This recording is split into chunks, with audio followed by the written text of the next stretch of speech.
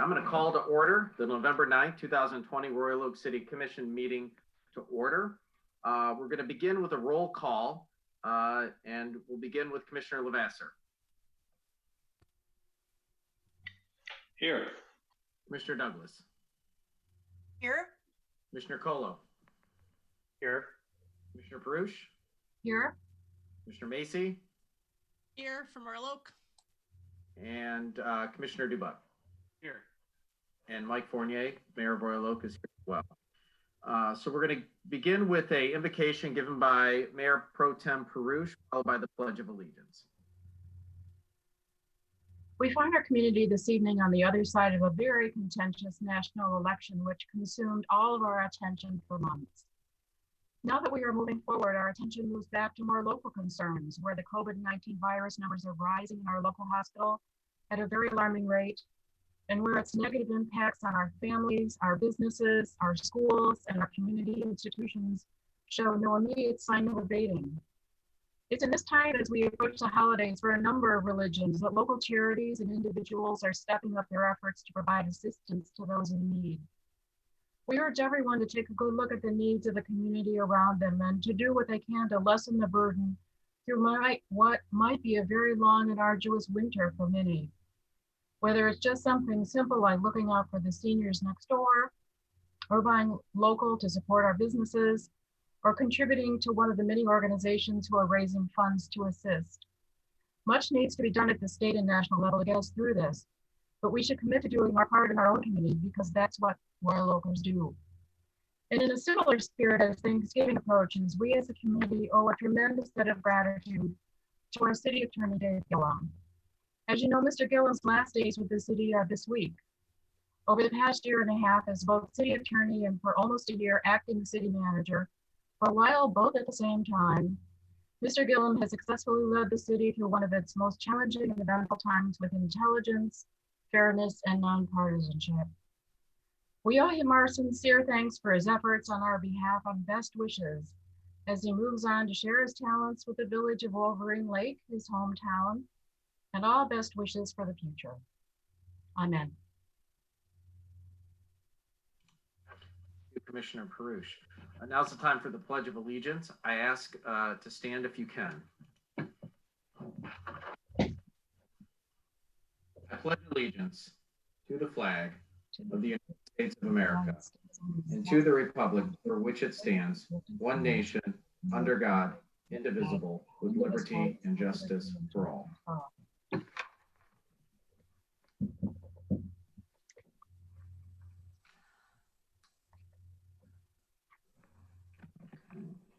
All right. We're at number 5 in our agenda tonight, which is the City Clerk's summary and observations of the November 3rd, 2020 election.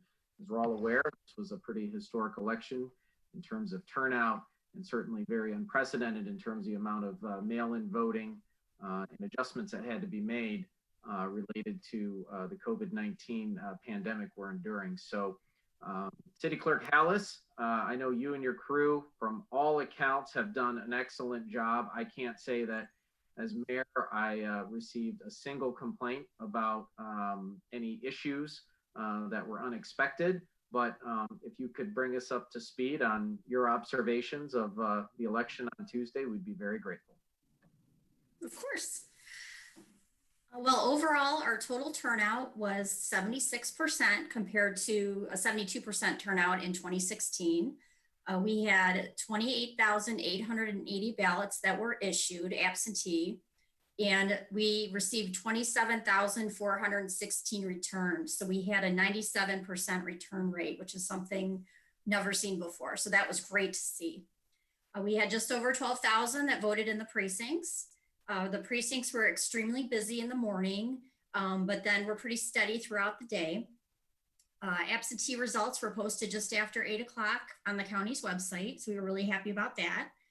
We did have challengers in every single precinct, and we did not have any issues. In fact, I actually received an email today from a challenger who was praising the precinct that they were in and said they were really impressed that the election workers had so much knowledge on the election. So that was really cool to hear. Tablets were issued for all the precincts so that if you walked in and you had issued or you had an absentee ballot issued to you, instead of holding up the lines, we had like a troubleshooting table. So we put them off to the side and call City Hall so that we could spoil that ballot. So that seemed to help the lines so they weren't congested like they kind of were in August. And our election workers overall, they did a fabulous job, and so did my staff. And it was a great day all around. We were really pleased. Well, City Clerk Hallis, you know, I think given everything that you're up against and all the planning that you had to put into this, you, the rest of the clerk's office, your crew, all the people that came to volunteer that helped make this election successful, I know the residents of this city are very grateful for all of your efforts. Any questions for Commissioner Hallis? Or I'm sorry, for City Clerk Hallis? No questions. Oh, Commissioner Dubak. Thank you, Mayor. Thank you, Ms. Hallis, for another flawless election. You and your team have done an excellent job. I was curious, I know this year we did the partnership with the county. Is that correct on counting absentee ballots? Yes. And how, I'm just wondering what your assessment of that was. Was that helpful? Was that an asset to our ability to get this done quickly and efficiently, or does it have some kinks that need to be worked out? No, it was great. I actually talked to our elections director, Joe Roselle, today, and we're going to have a Zoom meeting with all the other clerks this week, and just to kind of go over everything that happened on that day. And I told him, I said, I felt November actually was flawless compared to August. We kind of worked the kinks out. On election day, any absentees that did come into the city, we had runners that would go to each precinct and put those ballots through the tabulators. So we didn't have any issues with that. The county actually came and they picked up all the ballots Monday night, and they took them to a location where a sheriff stayed the night with them. And it worked out great. I thought it was awesome, and everybody did a great job. It was really, really helpful to have them do that. And as far as my workers, like for the counting board, they actually, instead of working here at the city, they worked out at the county. Okay. All right. Well, I mean, yeah, everything seemed flawless, I think, from the average voter's end. And the results came in quick and accurately. And we very much appreciate all the work you put in. Maybe next time we can hit 80%. Commissioner Macy. So I'm really excited about 76%. And I note that means that we get at least $250 from Dr. Pernick on that voter turnout challenge, because if we get over 75%, we get that. I wondered, do you happen to know, is this the highest turnout we've ever had? It's for presidential, yes. Thank you.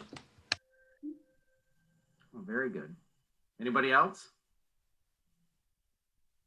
Well, City Clerk Hallis, again, thank you to you and your team for, on behalf of the citizens of Royal Oak, ensuring that we have a fair, safe, secure, and democratic elections in our town. And I think the results speak for themselves. Thank you very much. Thank you. And look, you get a set of jazz hands from everyone. All right. I see Sean Kammer is on the line tonight. And this brings us to item 6, which is a proclamation designating November 28th, 2020 Small Business Saturday. We've had a long tradition of this, and what I'm going to do is oh, there he is. You switched on the screen, Mr. Kammer. So what I'm going to do is read the proclamation, and then Mr. Kammer, afterwards, if you could offer a few remarks and a few words, we'd be grateful. Certainly. Thank you. Okay. This is a proclamation designating November 28th, 2020 as Small Business Saturday. Whereas the city of Royal Oak, Michigan celebrates our local small business and the contributions they make to our local economy and community, according to the United States Small Business Administration, there are currently 28.8 million small businesses in the United States. They represent 99.7% of all businesses with employees in the United States, are responsible for 63% of new jobs created over the past 20 years. And whereas small businesses employ over 49% of all businesses with employees in the United States, whereas 89% of consumers in the United States agree that small businesses contribute positively to the local economy by supplying jobs and generating tax revenue. And whereas 87% of consumers in the United States agree that small businesses are critical to the overall economic health of the United States. And whereas 93% of consumers in the United States agree that it is important for people to support small businesses that they value in their community.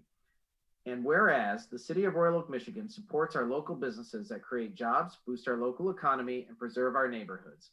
And whereas small businesses continue to support the community during the pandemic while facing adversity, but creatively changing their business operations to serve the public safely, and now more than ever, small business need the support of the public.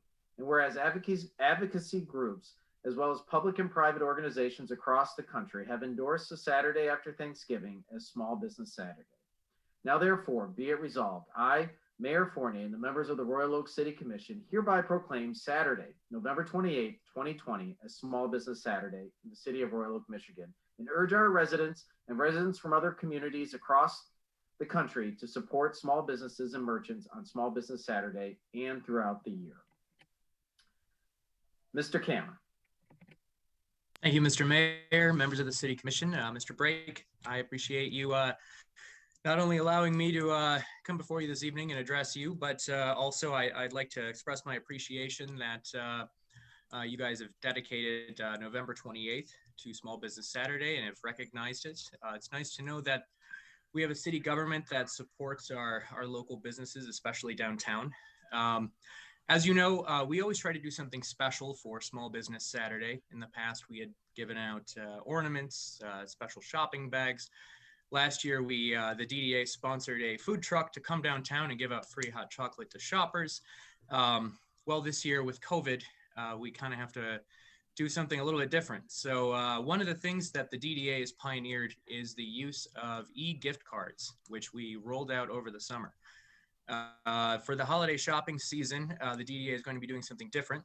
They're going to be selling these through their partner Yifty. If you go to visitroyaloak.com, you can purchase a gift card, and there will be some sort of match that the DDA will sponsor. So if you purchase a gift card of $25, you'll get another gift card of some form of match. Now the program is going to go live again on Thursday, November 12th. The DDA will be meeting on Wednesday, November 11th to discuss some of the parameters of that program. But if you go to visitroyaloak.com on November 12th, they will be available for purchase. These e-gift cards can be redeemed at anywhere of up to 70 locations in downtown Royal Oak. So we have a lot of partners. It's enormously significant in terms of the participation that we have. So once again, I'd like to thank you all for recognizing Small Business Saturday, and please visit royaloak.com. Thank you. Thank you, Mr. Cameron. Any questions for Mr. Cameron? Commissioner Macy. Yeah, I love the gift card program and the match idea. I know initially it had been advertised that it was going to be like a one-to-one match, $25 purchase gets you a $25 gift. And I know I emailed you about that. It seems like we have that program on hold. Was there a period of time that was live? And if so, are those going to be honored at that match rate, or was it just paused immediately until the 12th? I'm glad you asked that question. Yes, it did go live on November 1st, and we did sell a significant amount of gift cards. Late last week, the DDA decided to pause the program for a period of time because they ran into issues with some of the parameters that were currently being offered. So before I obligate them to any new parameters, they are going to be meeting to discuss those, and they're going to be voting on some changes to that program. And whatever changes that are going to be recommended by the DDA, I'm going to have implemented into that program so it goes live again on November 12th. So there will be a match, I anticipate. I'm not sure if the DDA will continue to do it at 100% or if they will go down. So I can't speak for them on that regard yet. And a follow-up question, is it possible that they'll run out? Like, is there a limit to this such that if I don't get in on November 12th, or, maybe by the time it gets to the 30th, they're not still offering this deal? They've initially they had budgeted about $150 or $150,000 to this program. And that was actually all from initially unused cards that they gave out over the summer when they did the $20 cards, and they gave them out for people to participate in the promotion.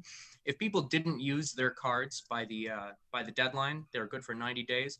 they expired. And so whatever expired went back into the DDA's account with their vendor Yifty. So they're reusing those expired funds for this promotion, and they're currently budgeting it at $150,000. Now, that's not to say that because they've paused it, they could decide to add more. I know that the committee did discuss that. Whether they go ahead and do it, I suppose we'll find out on Wednesday.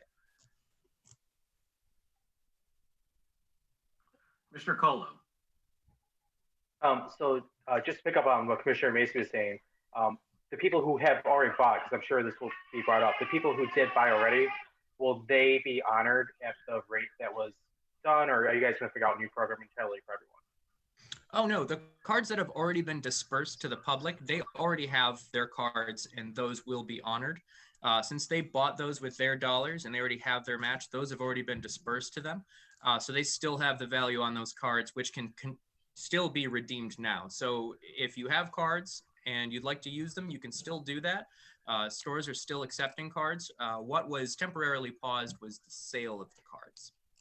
Awesome, thank you for clarifying that. And then just another thing, the DDA voted, I think last week or the week before, to not do the holiday jingle program, which I think everyone in Royal Oak has to see. I mean, it was great last year. That parade was so cool going down Main Street. I commend the DDA for that decision. It's a smart, safe COVID decision. So I hope all of Royal Oak gets out and supports small businesses this year, because that was a huge draw for a lot of people downtown. So I know I'll be going down and buying my holiday gifts downtown. Exactly. Thank you so much. And one of the benefits of this gift card program is that people can use them with a call-in order. They can use them for curbside delivery. They can engage with their favorite downtown business at their own comfort level.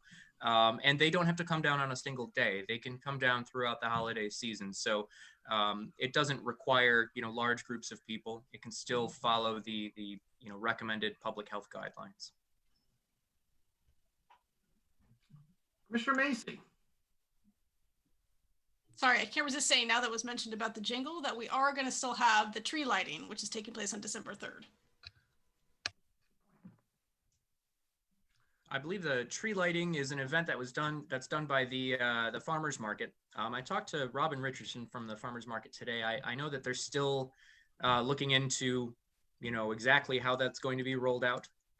So I don't have too much information on that now, other than I know that they're going to be attempting to do something. They're going to at least decorate the tree and light it. Whether or not there's going to be an actual event or not, I have yet to have some kind of confirmation from the farmers market. Well, they're advertising it on Facebook, so I hope they're doing it. Okay. Very good. Thank you, Mr. Kammer. And I'll just add, thank you for your leadership, and thank you to the DDA. I mean, this has been one of our most successful programs, I think. And sometimes, genius comes out of necessity. And I know that, last Tuesday, we all cast votes. Hopefully we all did, made it to the ballot box, and 76% of eligible voters did anyhow. And, we vote for the future of our country, our state, our county, local issues, all of this. And, but every day we can vote with our dollar.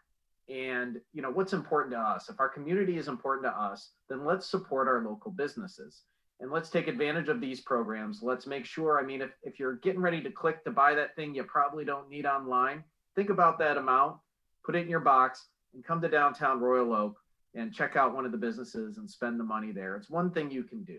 And I'll tell you, some of the information that I have in the private sector that's come my way is that if you think you're going to get Christmas packages this year or holiday packages this year, you better order them now, or better yet, come to downtown Royal Oak and buy your loved ones and friends gifts right here. You don't have to wait for it. It doesn't get lost, and you're insured to get it by Christmas or by whatever holiday you're celebrating if you come to our community. So just be warned that I think this online thing is not going to be so great this fall, this season. So with everything going on, so I highly encourage everybody to buy a loved one a gift here in downtown Royal Oak and take advantage of the program. Sign up, go to visitroyaloak.com, right, Mr. Kammer?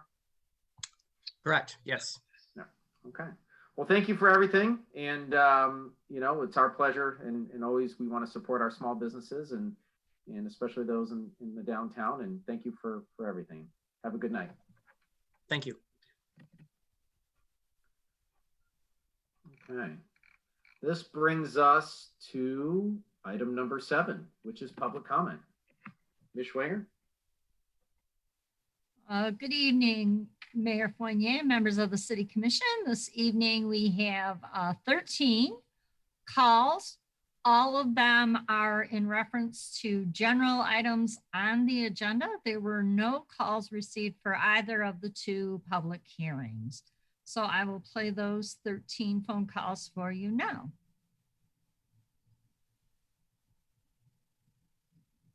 Yes, this is Richard Murphy, citizen of Royal Oak, and I'm calling to encourage the City Commission to approve that rezoning for 1600 North Stevenson on the site of the old former Royal Oak gym for the marijuana store. I think it's a great idea.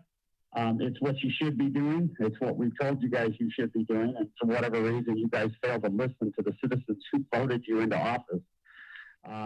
This is a perfect location. There's no homes there, there's no schools there, and there's no churches that service people with addictions anywhere near there. You're not trying to slam the thing down people's throats. You got a freeway behind it. You've got businesses around it. This is what you people should be looking for when you put these places in. You're also putting a major burden on our police department as well, because with you putting them all over the place, especially on Woodward Avenue, they're going to be busy all the time. Go figure. So anyways, I'd like to at least congratulate you for having half the wits to make a decision that actually is something positive for a change, and wish you well. Talk to you soon. Bye-bye.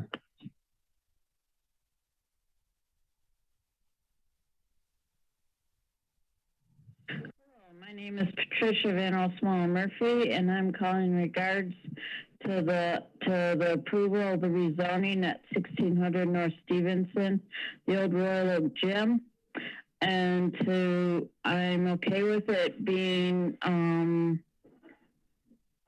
marijuana store, and I'm glad that it's in a different location other than Woodward, which is a good thing. I think you need to relook at possibly downtown Royal Oak for a location too. Spread the wealth, spread the joy. Thank you. Goodbye.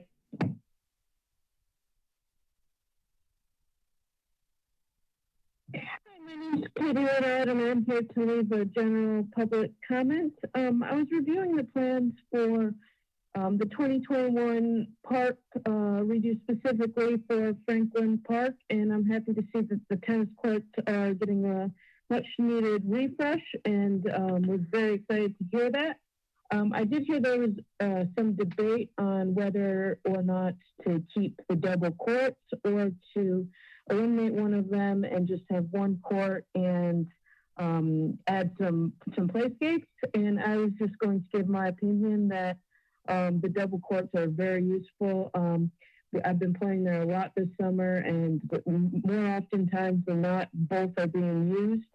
And I know there's a couple other courts within the vicinity, but tennis courts have been a really hot commodity lately, and there's oftentimes that all 6 courts within a mile of my house are utilized at the same time. So I think it'd be very beneficial to have both courts kept there. And then in addition to that, I was wondering if lighting was going to be added to the refresh as the days are getting shorter. It's much difficult to find time to utilize them without the lighting. I understand that there's concern since it's very close to the housing, and the bright lights could be a disturbance, but perhaps they could be on a schedule and just stay lit for a couple hours in the evening to give more utilization available. Thank you for your consideration and look forward to the update. Bye.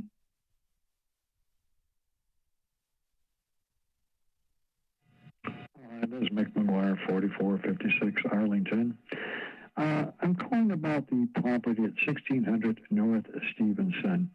I would like to encourage that you use that property for the marijuana store. It looks like it's a good location for such a thing, has a lot of parking, And I think that would be a good location for a marijuana store if that's what we're going to have in this city.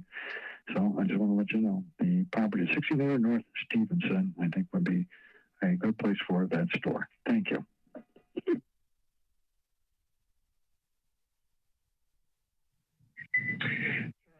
Tina calling into general public comment, wanting to emphasize the correlation between many decisions made at the city commission meetings by the commission majority and political contributions received by members of that majority. In particular, political contributions received by Mayor Fournier, but also Commissioner Douglas, who sit on the Planning Commission. It doesn't go unnoticed, going all the way back to the time when Rizzo requested a truck route in the south end of Royal Oak, and we saw representatives of Rizzo's entity on campaign finance statements for the mayor, Fournier, and marching through time through dozens of no-bid contracts and political contributions that seem to follow from some of those who were awarded those contracts. We now have another phenomena with these marijuana licenses and approvals on Woodward. It was only a couple of months ago when our former Mayor Collin and architect Krieger represented the pawn shop proposal in front of the Planning Commission that was going in next to a proposed marijuana store at the Golden Basket restaurant.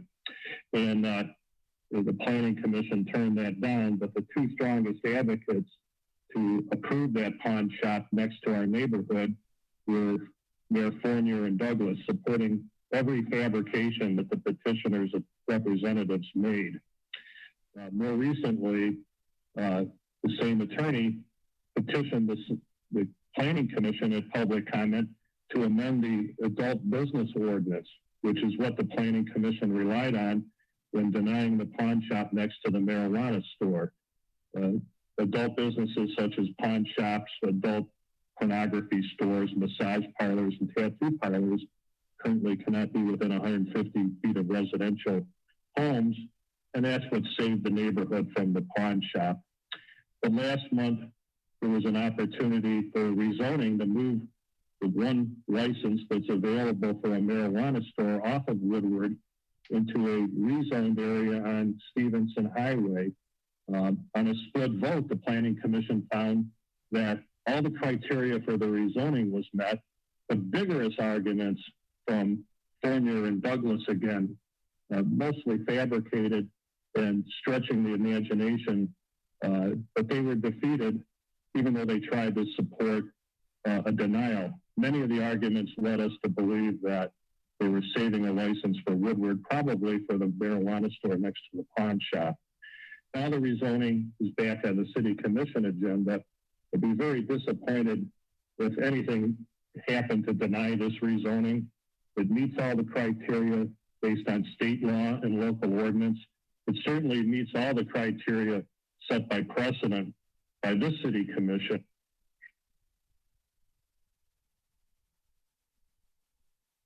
My name is Gina Olson. I live at 4246 Sheridan Drive in Royal Oak.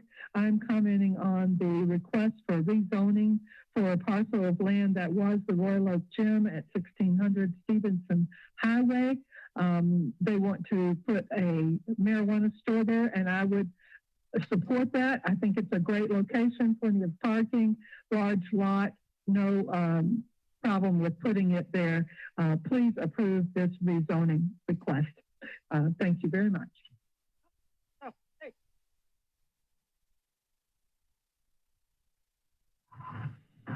Daniel Olson. I live at 4246 Sheridan Drive in Royal Oak.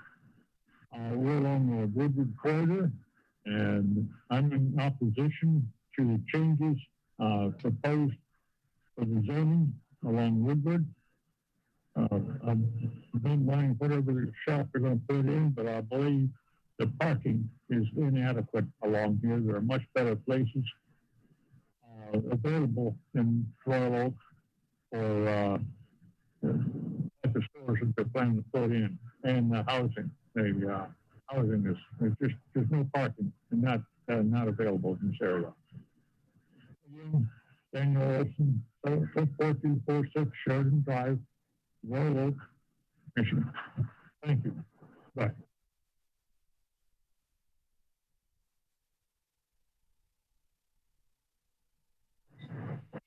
Hello, my name is Rachel Pedraza. I live on Mohawk, and I am calling, I guess it's just a public comment regarding the changes to the parks.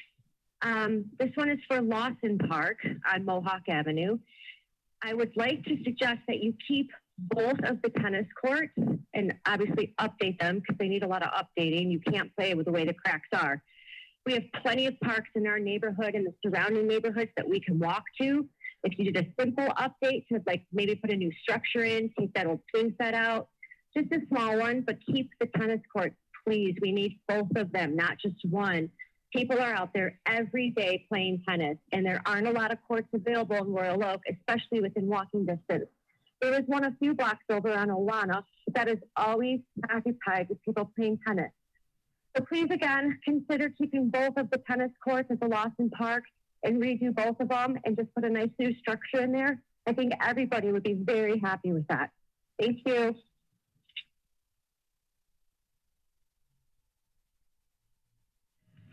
Yes, hi, this is Gail McGuire, and I'm commenting on number 13 on the agenda. And I am very disappointed that you have decided to put marijuana stores along Woodward. Our neighbors and our children will have to live with these decisions you are making for years to come. These stores should not be anywhere near residential neighborhoods. They should be put in the industrial areas. Why not rezone that building at 1600 North Stevenson where there are no residential properties and put the marijuana stores there? Please don't put them in my neighborhood. Also, they are starting to legalize hard drugs around the country. Oregon just legalized heroin and cocaine. And also, Ann Arbor City Council just voted to legalize hallucinogenic drugs like magic mushrooms or psilocybin. And this is apparently in our future. It seems like the marijuana stores would be the stores to carry these types of drugs in the future. So please keep these stores away from the neighborhoods. Thank you very much.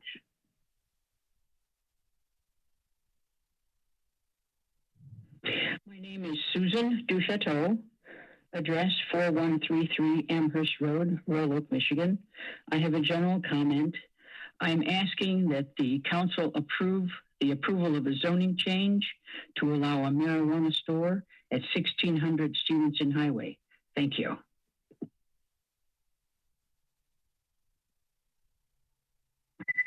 This is Bill Harrison, 2729 Trafford, Royal Oak. Regarding agenda item 13, I recommend approving the rezoning of 1600 Stevenson for the reasons stated in the Planning Commission's recommendation. The subject property will be a far better location for a possible marijuana facility than on Woodward Avenue. I am concerned about what I am hearing about apartments and marijuana facilities on Woodward. My concern is the potential impact of the existing single-family housing in terms of parking and crime. We worked for many years to get rid of 7 motels on Woodward Avenue that were nothing but a nuisance to the neighborhood. Thank you.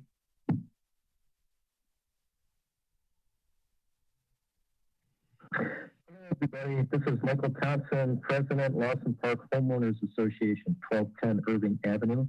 I'm calling in regards to public comment on the block grant funds for the investment and upgrades of Lawson Park and Hudson Park, or Batavia and Hudson Burns and Lawson and Franklin Park and the diverter system. This is awesome. This is absolutely fantastic. This is long awaited. Things been run down on the south end, a lot of traffic. A lot of use, all the new development, all the new folks moving in to refresh those parks is great. And your consultant, Police and Vanderbrink, really listened to the input. And it's a terrific plan. And it's a refreshing of all the athletic gear and a better way to use Lawson Park as well as Franklin. It's a great revival and evolution. So we're all in support of it. Our neighborhood, I've talked to the neighbors. We've been to a series of meetings. This is the fruition of a lot of work, working with the city planners, working with the city government, etc.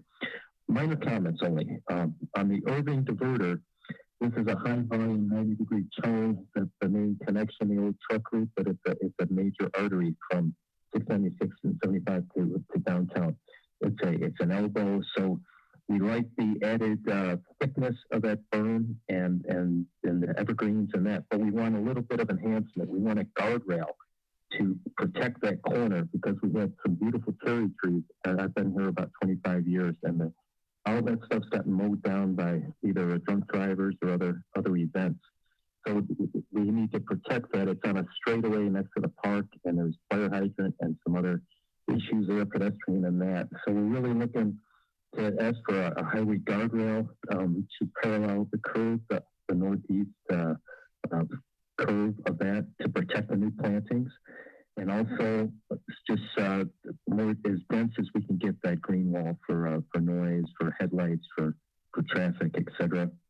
And also we need a lot of added bollards. The colors, even FedEx delivery, are sometimes go over the lawn and over the sidewalks. So it's really run down. So they've all rotted over the years with the pressure treated wood, and they have to be replaced. So we like, I know that's a detail, but we'd like to get rows of those to keep the vehicles. It's just everyone's trying to punch through there. It's a wall to maintain that single family residential area from cut through. So we're looking for any additional protection we can get. And we've also submitted a sketch that I emailed to a few people. So you'll see that tonight as well. So thank you. And this is just fantastic news, and it's gonna just make Royal Oak, this area, this neighborhood, even better place. I appreciate it. Thank you.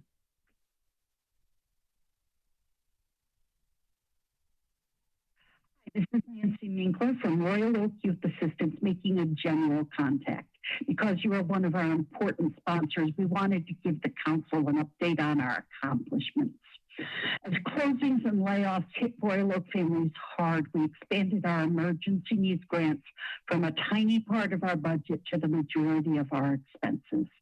Every child in Royal Oak from a low-income family or a family hurt financially by the pandemic is eligible for a $200 grant to cover basic expenses, including rent, mortgage payments, groceries, utilities, water, transportation, or medical bills. From March 15th to June 30th, we assisted 185 kids from 97 families with $36,335 in grants. In the new fiscal year, we've helped 214 youth from 75 families with $42,603 in grants. We went well beyond our annual city sponsorship of $20,000 with this program alone. Our volunteer board of directors has been actively networking and fundraising, and we've raised a total of $42,603 since March. Our caseworker is still busy providing online counseling and diversion cases to 25 Royal Oak families via Zoom. We're learning how valuable these services are in supporting and counseling families during a truly stressful time. This week, we are delivering therapeutic supplies to the families, which will allow the youth to remain actively engaged. Many of our other programs are ongoing as well.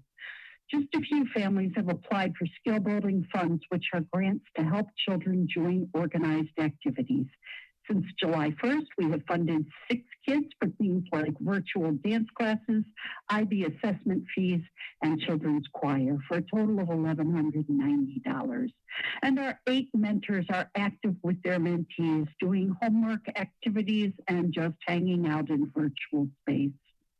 Working with Team Turkey, we are delivering fully cooked dinners to the doors of 29 client families on Thanksgiving. In addition, we added 2 new events in the new fiscal year. First, we delivered 175 stuffed backpacks to Royal Oak children by means of a contactless parking lot pickup. That worked so well that we handed out goodie bags to 137 kids for a little bit of Halloween fun in the same way. We are proud of the way Royal Oak Youth Assistance has pivoted to address the changing needs of children and families in the last 6 months. Your sponsorship remains an important factor in our ability to do so, and we want to express our gratitude for it. Finally, we have programming coming up in December to provide food and holiday gifts to over 100 Royal Oak families. Check out our Facebook page for information on that. Thanks. Bye-bye.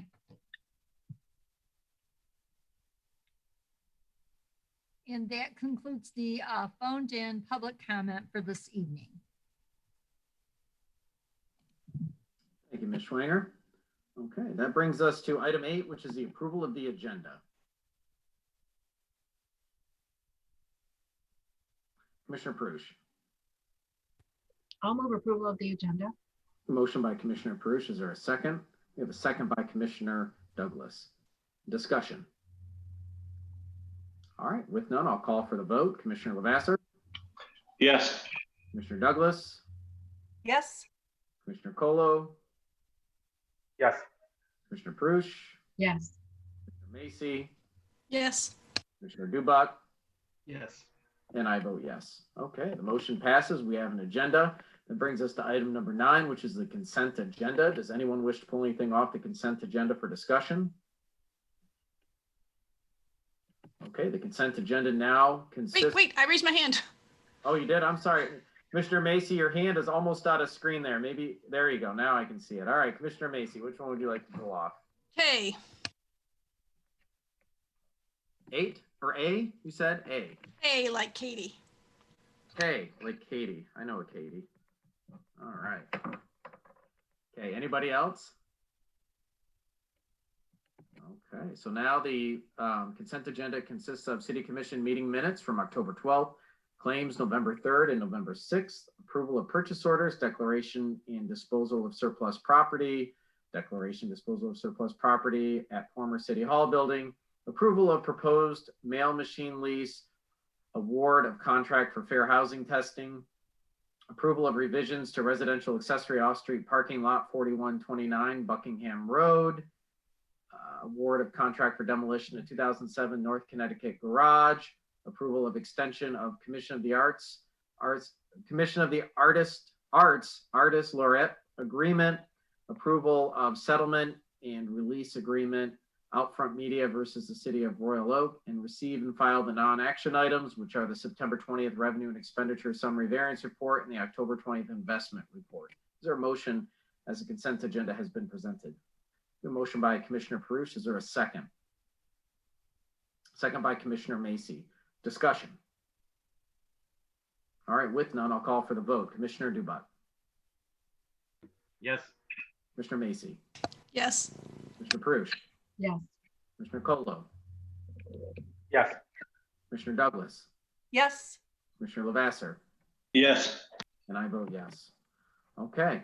Item K from the consent agenda. Commissioner Macy. So this is maybe a little silly, but I just wondered if we could move the first meeting of December to December 6th. So then it would be 1 week between the meeting before and after instead of 2 weeks and then 0 weeks. So it's just like evening it out a little bit. So I'll make that motion that we pass this resolution with the amendment of the first meeting in December being Monday, December 6th. Motion by Commissioner Macy, second by Commissioner Dubak. Discussion? Commissioner Colo? Just a quick question. So the new commission will start at that meeting. Isn't there something in the charter about the Monday in which the commission starts? Is it the second meeting after the election? Or is it tied to a first or second Monday in December? My only question. To Commissioner Macy, who is moving this. I was in November. Are you sure? I'm not, so I'm sure. Melanie Hollis knows. I'm joking. I'm guessing Mr. Gillen. She says it's in November in the chat. Okay.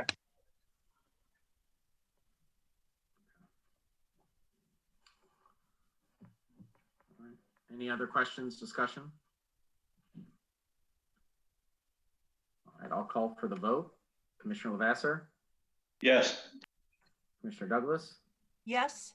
Commissioner Colo? Yes. Commissioner Paruch, Yes. Commissioner Macy, Yes. Commissioner Dubak, Yes. and I vote yes. That's scheduled for next year. Second here. All right, that brings us to item 10, which is a public hearing on the Michigan Liquor Control Commission license establishment 116 West 4th Street, doing business as a sidebar, request to approve new plan of operation. I believe Yes. Chief O'Donoghue. Mayor, did you call on me? Yeah, thank you. Can you hear me? Okay.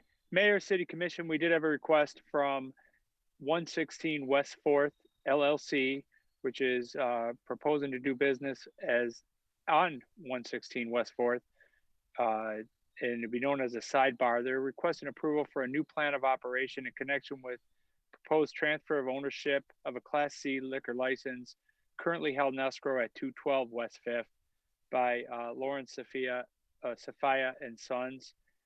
The applicant is also requesting a new SDM license, Sunday sales permit, entertainment permit, and new permit for outdoor service area. If approved, the sidebar will be a casual American fare restaurant. Interior seating will be 97 patrons with 15 seats at the bar.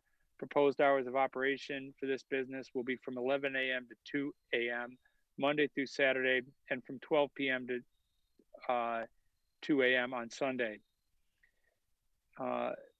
Michigan Liquor Control Commission no longer requires, I'm sorry, I started off on the wrong prompt. So I'm going to get back online here. 116 West 4th is owned by Jams RO LLC, which the sole member of Jams RO LLC is Mike Sophia.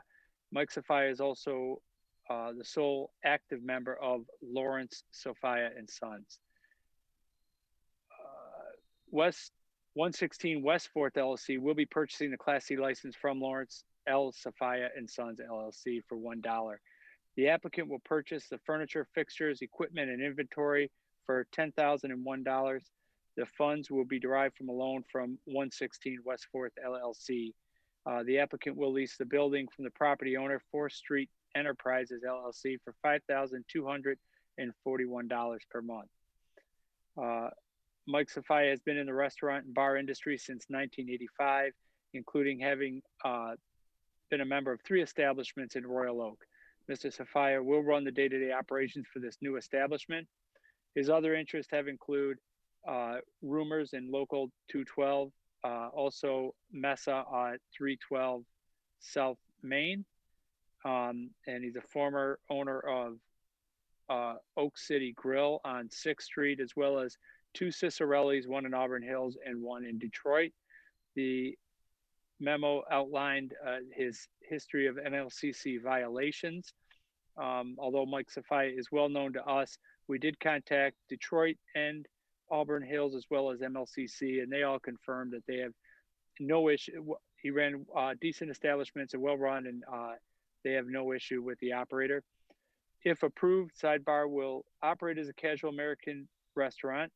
I already went over the hours. Applicants are requested to open early for special events and prior approval from the chief for special events. The menu is still being finalized and anticipated to feature appetizer, soup, salads, sandwiches, and specialty burgers.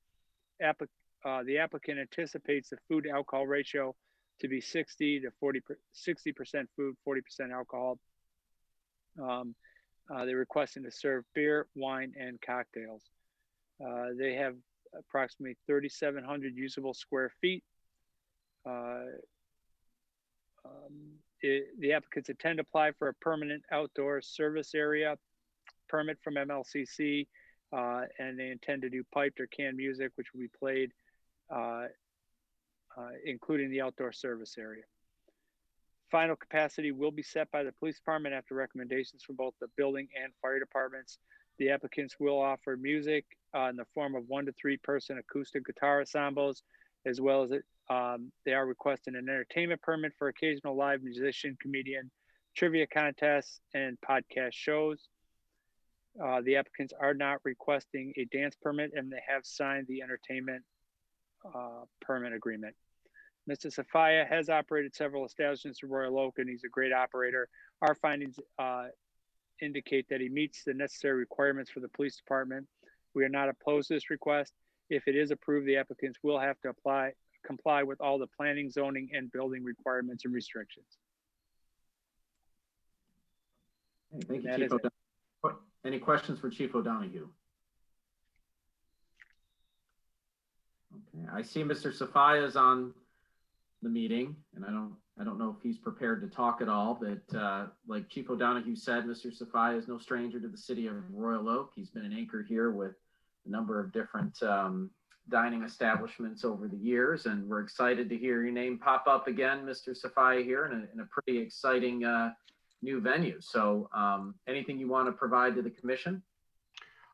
No, thank you, Mayor Fournier. Can you hear me? I'm sorry. Yep, we can hear you, Mike. Okay, thank you. Just this opportunity came along, and I've been working with my son at one of the other establishments, and this opportunity came along. We thought we would take advantage of it. Just to keep, we want to keep Royal Oak vibrant and keep things going and not have empty storefronts in Royal Oak. We thought this was a good opportunity. We're actually kind of downsizing from the previous establishment. We've reduced the capacity slightly, and the menu is going to be a little bit different. But other than that, structurally, it's going to be the same type of establishment. I think it'll fit well within the Royal Oak group of restaurants that we already have here. So I'm available to answer any questions if anybody has any. Thank you, Mike. Anyone have any questions for Mr. Safaya? All right, doesn't look like we have any questions. This is a public hearing. Although Ms. Schwanger did indicate that we did not have any public comment for today's hearing related to this particular issue, I am going to technically open it up, and then I'm going to confirm. So I'm opening up the public hearing right now, and then I'm going to confirm with Ms. Schwanger, do we have any public comment for this hearing?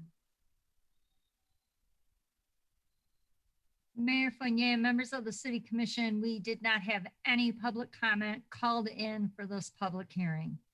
Thank you for that confirmation. I will close the public hearing and bring it back to this side of the table for a decision. See Commissioner Colo? Mr. Mayor, I move approval of this item. We have a motion by Commissioner Colo. Is there a second? Second by Commissioner Dubuck. Discussion. Commissioner Paruch. Can I ask Mr. Safaya if he's still there, if he has any targeted date for when it would open? Yes, I want to say yes and no. We will be ready to go very soon if everything works out. We're looking at the end of November, maybe the beginning of December, but we're also being very cautious and very aware of what the state's doing, what the hospitals are doing. And we don't want to be too premature in terms of opening up the establishment if it comes to a time when maybe we shouldn't. So we're gonna play this thing week by week and be very cautious about what we're doing. And we are in contact with the state, and I have had some contact with Beaumont Hospital about how things are proceeding over there. So we're kind of monitoring that. But if everything goes well, the end of November, the beginning of December would be our target date. Okay, great. I think you're taking the right approach. Thank you. Commissioner Dubuck with his hand up, and then Commissioner Colo. Yeah, I just wanted to follow up on the chief's comments that Mr. Safaya is a well-known operator in the city. He's run a number of excellent establishments, which I've frequented many times, as I'm sure you all have. And I'm really excited to see him finding opportunity in what's a challenging time and continuing to invest in the city. We know that we're going to turn the corner here soon. Hopefully, if we all bear down together and get on the other side of this pandemic. But there's definitely opportunity here in Royal Oak, and I'm really, really pleased to see Mr. Sophia striking on it. Thank you, Commissioner. Commissioner Colo. So I'm just going to repeat a lot of what Commissioner DeBuck just said. I've enjoyed your previous establishments, although Rumors was a little bit before my time here. I did quite enjoy 212 and the cocktails, and Oak City was great. I look forward to what you have to offer at this new establishment. You know, you're betting on Royal Oak during the middle of the pandemic. I think that says a lot too. So you're willing to have a large capital investment. Many restaurants fail, and you are willing to come and bet on us. So I'm willing to bet on you. So congratulations, and I'm excited to see this this new business thrive. Thank you, Commissioner. All right. Anybody else? Yeah, I'll just echo the comments of my colleagues, Mr. Sophia. I sense this vote's going to go very positively, and we really look forward to you taking the next step here, and we appreciate your approach. And like Commissioner Colo said, I mean, you are an expert in the industry, you're an expert in Royal Oak, and you're making a bet on our city. And, you know, we're having Small Business Saturday here, and I encourage everybody, when Mr. Sophia's place finally opens, a sidecar, I would encourage, if it's takeout only or whatever the situation may be, to meet safety standards, check them out, try it out, and support a local business person as well that's been here for decades. Yep. Thank you, Mayor. All right, I'm going to call for the vote. We'll start with Commissioner Lavasser. Yes. Commissioner Douglas. Yes. Commissioner Colo. Yes. Commissioner Paruch. Yes. Macy. Yes. Commissioner Dubuck. Yes. And I enthusiastically vote yes as well. Good luck, Mr. Sophia, and congratulations. Thank you very much, sir. All right, this brings us to our second public hearing this evening, which is the public hearing on substantial amendment to the Community Development Block Grant Planning Year 2019 Annual Action Plan Allocation of Additional Coronavirus Aid, Recovery, and Economic Security Act. And I see Mr. Brake's name is on this, but I also see Mr. Murphy here. So I presume Mr. Murphy's going to lead with it. Yes. Are you able to hear me? Yes, sir.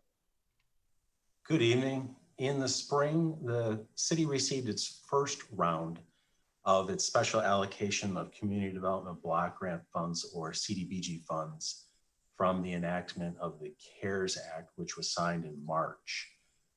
And the City Commission elected to allocate funding to 4 different activities. The city's staff has been working with our nonprofit groups to administer emergency food to those in need, hotel vouchers to those who've unfortunately may have become homeless recently, and a rental and utility assistance program for residents that are unable to pay those bills. And the city staff has also developed and released a small business assistance program. The small business assistance program, we haven't unfortunately had any businesses that have inquired and successfully submitted an application for that program. And it's been available since the second week in July. We've had a bit of a tempered response with regard to the 3 previous mentioned social service programs as well. HUD has notified the city of its 3rd and final round of special allocation from the enactment of the CARES Act. You'll see in the City Commission letter the approved a table which illustrates the dollar amounts and percentage of what's been approved and funded towards activities. You'll see staff's recommendation adjacent to that based on the performance of some of those activities. Then you'll also find the addition of the round 3 funds. So there's a suggested resolution as how staff believes we should reallocate some of the program funds in light of the tempered response to the business assistance program, and how we would recommend allocating the round 3 funds. We're able to discuss that, and should be noted that today I had a conversation with the Royal Oak Restaurant Association regarding their possible interest in seeking some of these funds for a rapid test program for their employees. So I did have quite a bit of a conversation with them while they're sort of late to the table and the conversation. We certainly don't want to exclude them. So I've offered to meet with them in the future, and if they elect to submit an application, if they feel this program may be appropriate for them based on the federal requirements, we're certainly willing to entertain any financial requests that they may seek. I would suggest that the City Commission not delay the reallocation and the allocation of round 3 funds today. I would suggest that the Commission consider the suggested motion, and if staff would provide the courtesy to the Restaurant Association to simply wait several weeks, we wait until your first meeting in December to see if they in fact did want to submit an application. If they did, we would work to bring it back, this topic back to you to amend it further. But I would hesitate to delay a decision today when, in fact, if we do decide to proceed forward with the Restaurant Association in some capacity, we can always amend it in the future. In the meantime, if you do proceed forward today to enter into, to amend the existing contracts that we have with our 2 social service agencies, I can simply sit on those or delay executing those contracts until we know that the Restaurant Association is or is not going to come back in the near future for a request for funds. Okay, questions for Mr. Murphy? Commissioner Paruch. Mr. Murphy, do you have any idea about the amount of funds that the Restaurant Association might have in mind, or that you might have in your head as to how much a rapid response testing program might cost? And I know that's hard to pin down specifically, but is there a ballpark figure that you're thinking about? They did not express a dollar amount. They would certainly have to contract with a firm that was capable of administering that on their behalf, not simply purchasing the product and distributing it to the restaurants. It would need to be a very coordinated effort. And the president of the Restaurant Association had expressed that they had not yet reached out to find out how that process would start with them. But the topic came up, and I'm certainly willing to allow them the opportunity to research it further, and certainly to participate in any type of virtual meeting that their full board may have if they have questions and they want to develop a program. But they have not expressed any sentiment as to how they would go about firmly doing that and what the cost would be. Okay, all right, thank you. Commissioner Macy. Thank you for bringing this to us. I know that in our regular CDBG funding, we always have an allocation for ROSES, which is the senior services, and that we have a little trouble sometimes spending that money, not because there isn't a demand for those services, but because we have trouble with the supply of people who are able to provide those services to the seniors. I wondered if for these specific funds, if it was possible to do some kind of partnership with some other entity to provide some services that are maybe more COVID specific. So for example, partnering with a meal delivery service or like a DoorDash type service for food or for groceries for our seniors, or contracting with like a snow removal service for our seniors. And I know that there's a lot of hoops that need to be jumped through in order for them to be declared eligible, and that we perhaps don't exactly have the administration set up to handle that. So I'm anticipating that there's going to be some obstacles like that, but I just wondered if that's even a possible use. I'm thrilled to be putting some money towards the extra money towards the food distribution, but I wondered if there were other services we could be providing as well. There are other eligible activities. I do know of Macomb County had made a major announcement that perhaps you're hinting at, that they have a food delivery service that wasn't funded through their special allocation of CDBG funds. It was a different pool of funds from the CARES Act. I will note that we have a contract with Lighthouse or South Oakland Shelter to provide free food to residents that are in need, and they actually do door-to-door delivery, and they do that if I'm not mistaken, every 2 weeks. So we do have our own version of DoorDash with delivering a week's worth or 2 weeks worth of cleaning supplies and groceries via the bulk purchase and the great dollar value that we get with Lighthouse to accomplish that. And as far as any other eligible activities, you referred to snow removal, things of that nature. Those certainly fall under the normal CDBG program.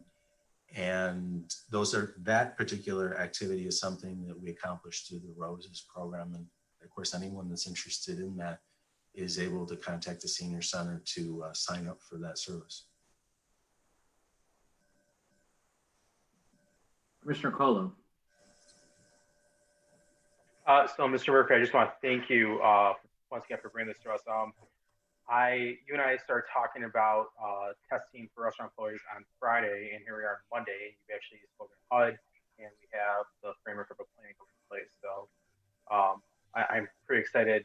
We were just talking to Mr. Safaya, and the restaurant clerk, he's coming here, he's gambling on us. And I know right now, speaking to the head of the restaurant association, she's paying for all of her employees who need a rapid COVID test out of pocket just so that she can keep her business going, but her business keeps our Royal Oak economy going. Her business keeps Royal Oakers employed. It keeps us eating.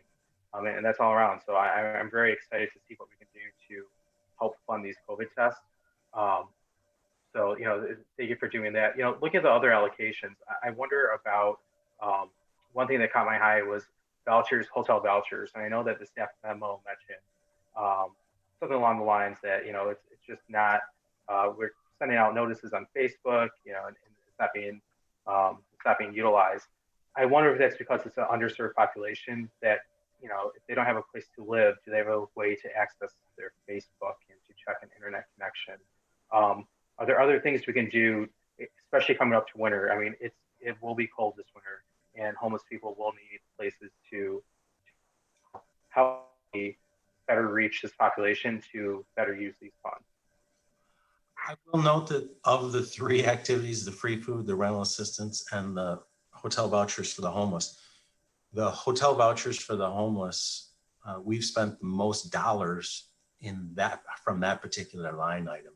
And individuals are connected with groups like Lighthouse, the South Oakland Shelter, and we have a contract with them to be able to house those individuals and oftentimes those families very quickly with hotel vouchers, and they've been expending those funds quite quickly.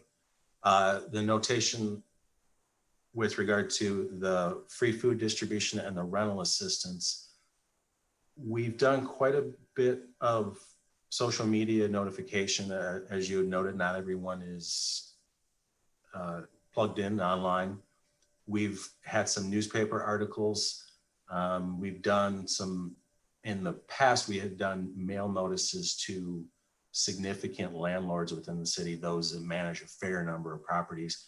Just a week ago, last Monday, we'd mailed out a letter notifying every single landlord in the city, nearly just shy of 2,300 mailers that we sent out to notify them that we have a rental assistance program and a food assistance program, and to share that with their residents that are behind on rent payments or in need of food. And just today, I did receive a phone call from someone who had some further questions. So I believe that that direct mailer, letting the landlords know if they have an individual that's behind on rent, they can hand them that copy of that letter, and that provides them the direct phone numbers for both agencies to be able to assist them. I believe that as we get closer to the end of the nationwide moratorium, eviction moratorium, which ends at the end of this calendar year, there will be a fair number of people that will be seeking assistance to pay back rent that's due. And HUD did change some regulations through the CARES Act. Under normal circumstances, we can provide assistance for no more than 3 months, but they did increase that to 6 months. And so we've let people know, we've let the agencies know, we've let the court system know. So those that are in the loop of people scrambling to find ways to for assistance, that we've tried to inform them that the funds are available, and we have 2 excellent nonprofit groups that are available to assist them. Great. I mean, it's a very comprehensive list, so thanks for sharing that.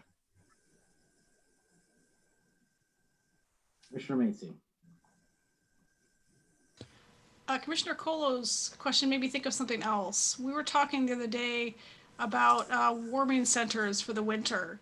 And the warming centers that we normally have for the winter aren't buildings that are currently open right now. And DPS Director Aaron Flipsky and John Fidelli from the Recreation Department were concerned about the cost of keeping those open for that purpose only. Like, in other words, the staffing was going to be a challenge if we weren't running other programs there and keeping the utilities running and those sort of things, if we aren't having the income coming in to balance that out. Would that be something we could use any of these funds for?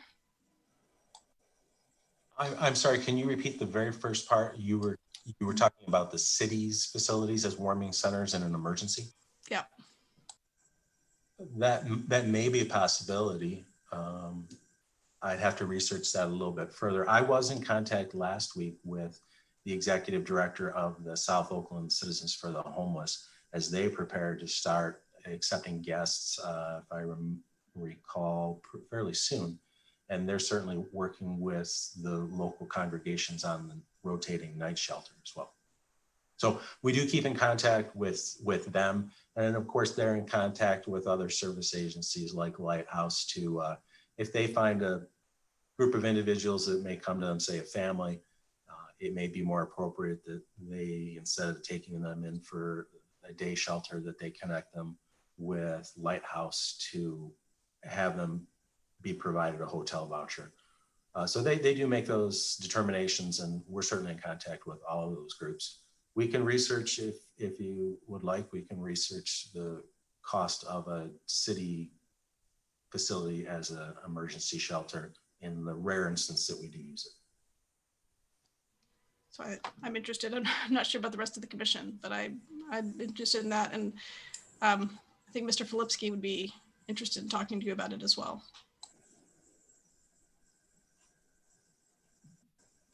Anybody else? Commissioner Dubon. Yeah, on the subject of warming, I'm certainly interested in exploring keeping one of our usual shelters open. But I also know that, you know, and Mr. Murphy, I know that you've worked with them before. The churches in our area that run the seasonal shelter are incurring substantially increased expenses and space constrictions due to what they have to do to keep people safe amidst the pandemic. And I know when we talked about originally allocating some of these dollars, you know, we were talking about the issue of ensuring we're serving folks, you know, who are homeless. But that was in the summer when we were having that conversation, and now winter's upon us, and they're still dealing with regulations. And I would certainly like to explore with these dollars or any other COVID relief dollars that are coming from the state or the feds or the county, you know, what can we do to support those efforts? Because there's going to be tremendous need this winter, and we need to help these community organizations meet that need. Yes, there are several different programs that the U.S. Department of Housing and Urban Development, or HUD, administers. And depending on certain thresholds, communities may or may not receive direct funds, for instance, for CDBG program.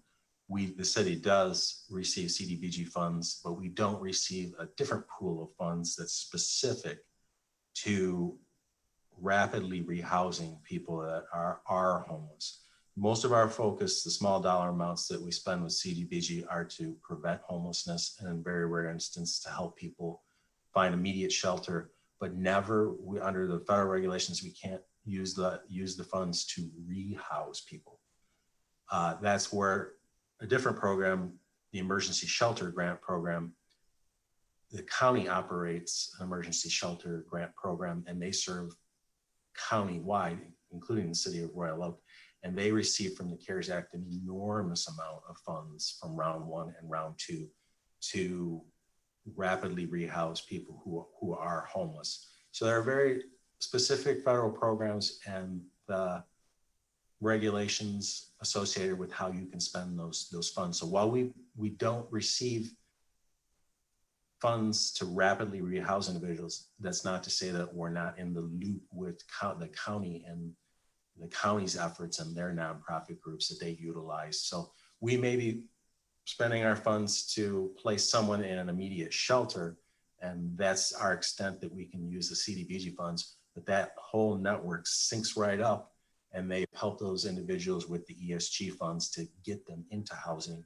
and they have case management to help them find a job and keep that housing stable.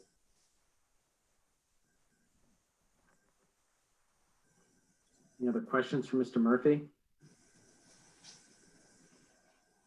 So what I've been able to ascertain, Mr. Murphy, is that your suggestion is that we move forward, but leave the room open for an amendment here coming up in the next meeting or two. One for potential rapid testing for the restaurants in town to keep the employees there and everyone safe. But that takes a little bit more of a coordinated effort. And two, we have a couple other ideas here that were presented specifically by related to housing and our homeless population, our homeless citizens, and getting them some help that they need to be safe. And I don't know, and I think a lot of good dialogue, and I think it's prudent.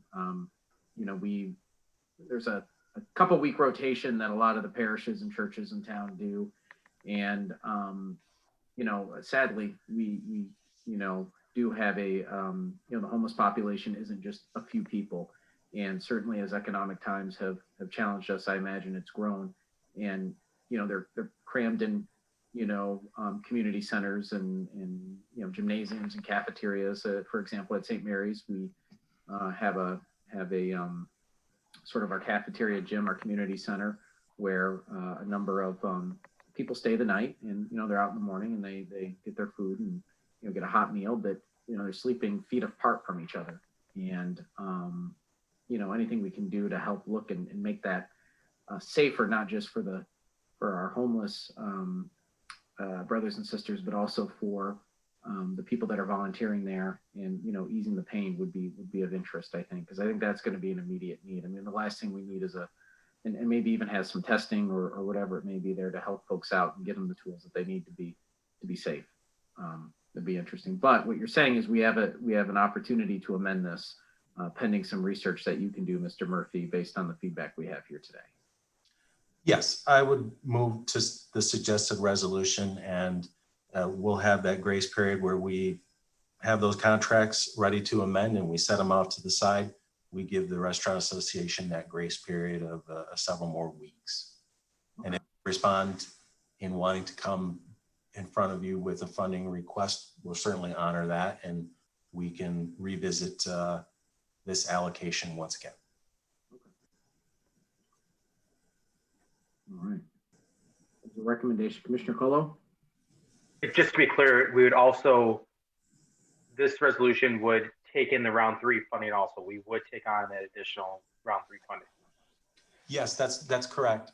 There's some notations in the memorandum with regard to the time frame that we have to, some with regard to our concern as to how we spent the funds so far, and the time frame from spending the funds here on out. There's reference to that as well.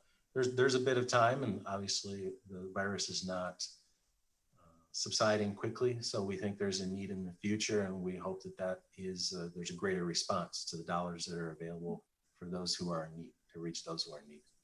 And we may even find that, although I have the highest confidence in our military, but getting access to vaccinations and getting awareness and, working that channel as well might be something we might have to consider down the road too. Although I suspect there will be a massive federal and state effort and county effort behind it, there may be some things that we might have to look at uniquely to Royal Oak to make sure, especially our most vulnerable or those that, aren't as in touch with what's going on, and finding them and helping them make that choice to get a vaccination to keep themselves safe. So before we make any motions, I'm just going to once again technically open up the hearing. So the hearing is open. I'll ask Ms. Schwanger to confirm that, we don't have any public comment, and then after that, I'll close the public hearing. Mayor Fournier and members of the City Commission, no phone-in public comment was received regarding this public hearing. Thank you, Ms. Schwanger. Okay, so the public hearing is closed. All right, it's back to this side of the table, virtual table. Commissioner Paruch. I'll move approval of this resolution. Motion by Commissioner Paruch. Is there a second? Second by Commissioner Douglas. Discussion. Okay, I'll just add Mr. Murphy. You got a little bit of a homework list here. I imagine you'll get working on it right away as it's starting to get, we've been blessed with 70-degree weather, but it's going to be cold before we know it. So we appreciate your efforts. Thank you. Thank you for everything you prepared here tonight. So I'm going to call for the vote. Commissioner Douglas? Yes. Commissioner Colo? Yes. Paruch? Yes. Casey? Yes. Commissioner Dubak? Yes. Commissioner Lavasser? Yes. And I vote yes. Okay, thank you, Mr. Murphy. All right. This brings us to item number 12, which is the approval of design for Lawson Park, Franklin Park, and South End traffic diverters. Mr. Murphy. The City Commission did approve funding to design and construct improvements at Lawson Park, Franklin Park, and all the South End traffic diverters. We've been working with our engineering design consultant since July, and we've been developing the design based on the public input that we received from the Parks and Rec Advisory Board's December 5th, 2019 meeting and their motion that they made and their January 9th meeting from this year. So you'll find in the packet the design drawings and a suggested resolution. Before we proceed forward with the bid packet, the final drawings, construction drawings and its related bid packet, we would like the City Commission's confirmation of the design. We did receive 2 comments tonight with regard to, specifically with regard to the number of tennis courts. And that was, if you'll see in the minutes from and comments from both Parks and Rec Advisory Board meetings, that topic did come up from the public as well as several members of the board. And there was a clear consensus and in the motion from the Parks and Rec Advisory Board to reduce the number of tennis courts from 2 to 1. And we certainly we also heard from the president of the neighborhood association, who we've been in constant contact with for quite some time. He's provided some valuable input and provided additional input for the City Commission to consider tonight with regard to specifically with regard to the berm at the intersection of Irving and Batavia. He had referenced the installation of guardrail bollards and painting the crosswalks. We certainly don't have any objection to any of those. And the traffic diverters, all of them will in fact be berms. It wasn't clearly illustrated on that graphic that's provided for you. But all of the traffic diverters are in fact berms, so they're elevated with landscaping on top of it to provide that additional screening for headlights from the traffic into the neighborhood. There was also some comment with regard to the potential for adding an additional element of a play sand or play sandbox area at both of the parks, which we certainly don't have any objection to adding that component as well. It's an existing feature. It wasn't part of what was recommended by the Parks and Rec Advisory Board, but if the City Commission elects to include that in its resolution, we have no objection whatsoever. Thank you, Mr. Murphy. So if I get it straight, there's no, you have the Parks and Rec Commission and they weighed in on the tennis court situation. But as far as doing the guardrails and bollards, that's not an issue, as is if we want to move forward with keeping or at least upgrading a little bit the sandbox features, and that the berms will actually are part of the design even though they're not there. So that issue's been addressed. And not an issue. Someone makes a motion here tonight to include sandbox, guardrails, bollards, those sort of things, that should be acceptable then. Absolutely. Okay, perfect. Thank you. Any questions for Mr. Murphy? Commissioner Macy. So I love this design. I was so thrilled to see this. I think you really did an amazing job. Credit all city staff who had this on their plate.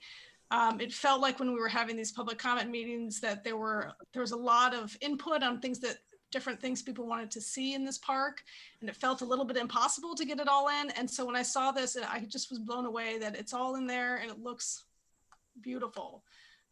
So thank you so much. I love it. I wanted to add, just for the rest of the commission, about the tennis courts. I do agree that generally we need more tennis courts that are in good shape in Royal Oak. I do think that's something that has, the quality of many of the courts is not great right now. And I think it's a bit more of a big ticket item. So I think that there's a desire to see them there, but not always the funding to put them in. When we looked at it for Franklin Park, one of the things that I don't think has been mentioned, but was talked about during the meetings, was that there's a flooding issue at that park, and the 2 tennis courts is a contributing factor to that flooding. And I'm sympathetic to the people who want those 2 tennis courts, because like I said, I think we do need more tennis courts. But we also heard from a lot of families in that area who were looking for a small play structure for their children. And that's what we asked for them to put in there. And I think I like it there. So I respect the public comments. I'm curious to see what the rest of the commission thinks about that. But I think it looks great. I'm so grateful to everyone for all the work that they did putting this in. And now to my question. So Mr. Murphy, on Franklin,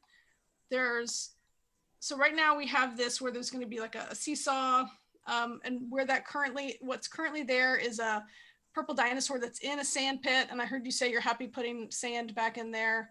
And also there's like a concrete turtle. Any chance that we can salvage either one of those? I would to include in a play sand area. Yeah, I mean, yes, on or near. So I think the turtle's kind of like more of a climbing object. I have no objection. I have talked to DPS to see if they can somehow work it in. Those items, I don't know whether they require a fall zone, if you will, to a degree, and had to have some type of surface that's an appropriate fall zone, or if what's there now is compliant or not, how to correct it. We certainly make every effort to try and incorporate them in somehow, in some way. I don't have any objection to that. I mean, waste not, want not. And then my other question again on Franklin is that several people commented about how Mohawk is maybe a busier road than they want it to be, and some cars zipping up and down that road. Is it possible to put a fence along that side? I don't know what that would do in terms of the budget, because that play area is now on the side of the park that's near to that road.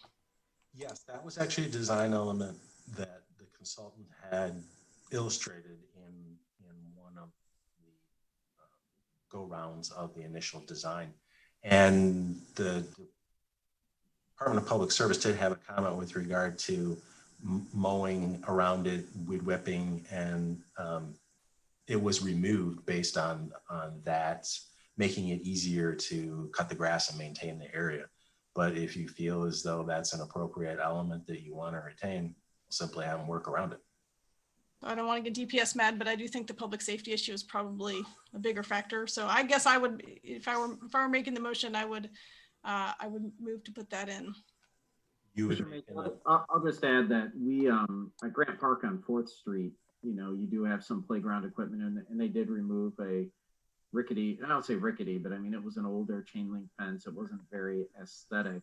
And there was a little, even me, with my youngsters up there, they were younger at the time, a little bit of trepidation, but it didn't seem to be an issue. And 4th Street, I would argue, is way more busy than Mohawk by all means. Sometimes what you can do that might add a better aesthetic and make the park look more open is you can plant, grasses there. You can put a natural border, which sometimes, prevents, you're not going to prevent a 12-year-old from running and jumping over it into the street, but, I don't know that you can prevent them from doing much in that case, but the little ones that are really young, just having some sense of barrier there with a few ornamental plants can sometimes also be effective as well, and also keep the park open and engaging to the neighborhood. I don't know if that was directed at me. My opinion remains unchanged, although I like the idea of having ornamental grasses along the fence. Then you wouldn't have to worry about mowing as much. The original design did include boxwoods, a row boxwoods, followed by a decorative aluminum fence of 4 feet in height. Mr. Colo.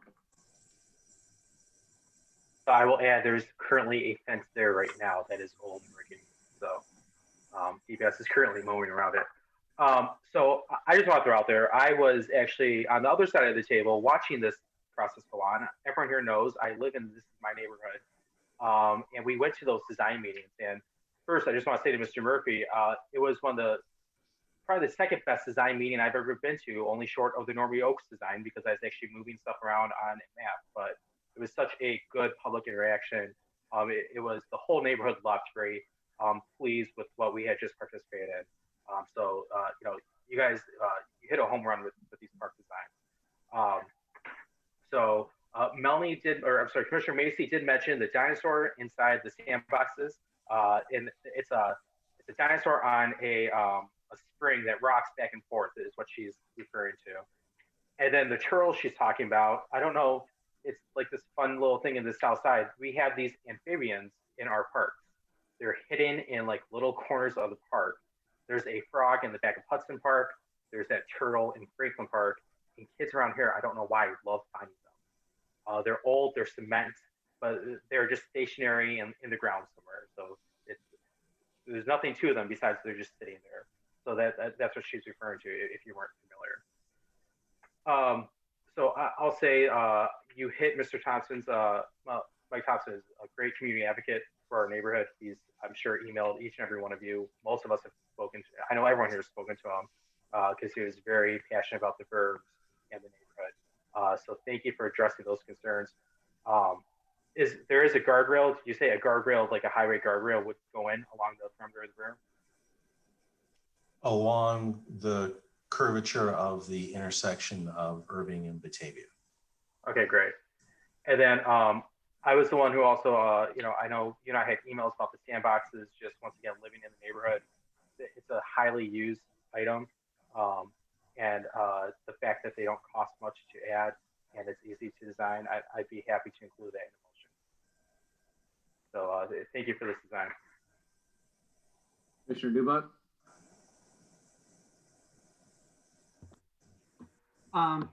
So yeah, I really like this design. I'm supportive of the fence with the boxwoods, as long as it's like a decorative aluminum fence, not like a chain link fence.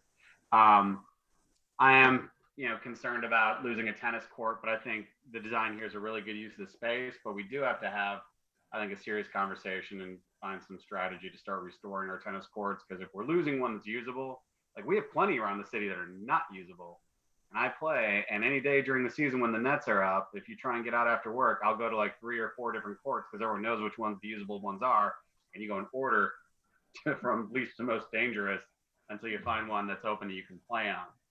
And I know I think, invested some money in Parks and Rec just from general fund this year. I don't know if that's been allocated by the Parks Senior Advisory Committee yet, but this has to become a priority, or we're one by one going to be taking them all offline because they're a waste of space if we're not maintaining them. And I know a lot of Royal Oakers play, and I hear about it a lot because I'm out there playing a lot. So that being said, I'm not going to fight that fight on this design because it looks great, and I think it's going to be a wonderful asset to the neighborhood. And yeah, the other suggestions that Mr. Murphy thinks can be easily incorporated, sounds great.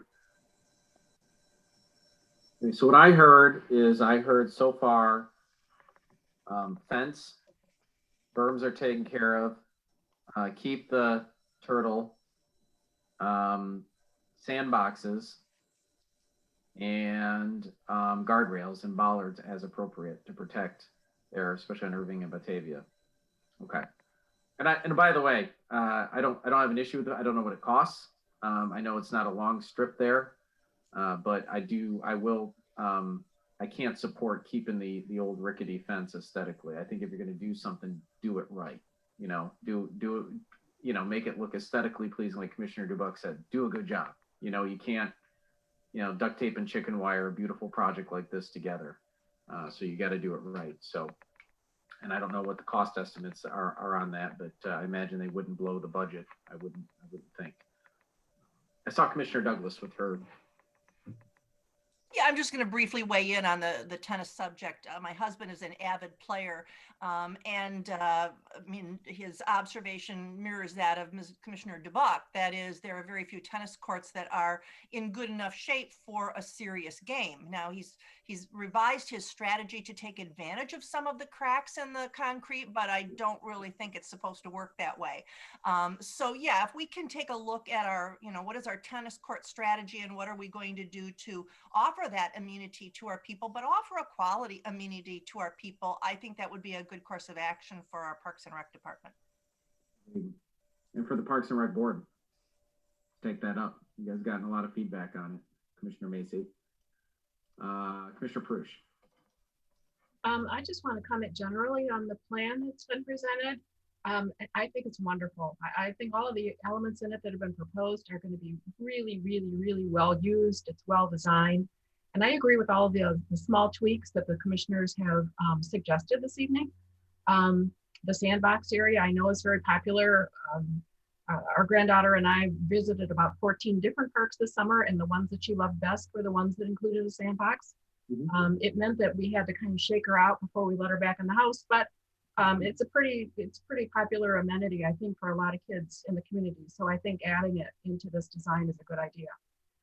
The other thing that I want to do is to commend Mr. Murphy and Greg Rassel, who's no longer with us, because this whole project started back at the time when the City Commission made the decision to keep those barriers in that roadway and all of those berms areas throughout that neighborhood in place, rather than removing them and opening them up to through traffic. When the City Commission made that decision, then it was a question of, okay, if you're going to keep those barriers in place and those berms in place, let's upgrade them because they all look pretty darn ugly. The landscaping had been deteriorating for years. The city had been trying its best to upgrade, or not to upgrade, but to at least to maintain what we had. But just from an age standpoint, a lot of the areas in those berm areas were really deteriorated. So from that, we approached Mike Thompson, and I talked to Joe Murphy and Greg Vessel, saying, is there any way that the city can upgrade those or improve the appearance of those, as long as we know now that they're going to stay in place? And I believe it came from both the two of them, the suggestion of using block grant funds, the realization that, oh my gosh, this neighborhood is in a block grant area, and we can use block grant funds for a number of things to enhance those neighborhood areas since it's within the block grant area. And why don't we try to connect park improvements with some of those berms to make it a comprehensive, free-flowing urban type design, as long as we're going to keep the berms in place. So that was 3 or 4 years ago now. And they actually had to move it into a block grant program an upcoming year, and the process went from there.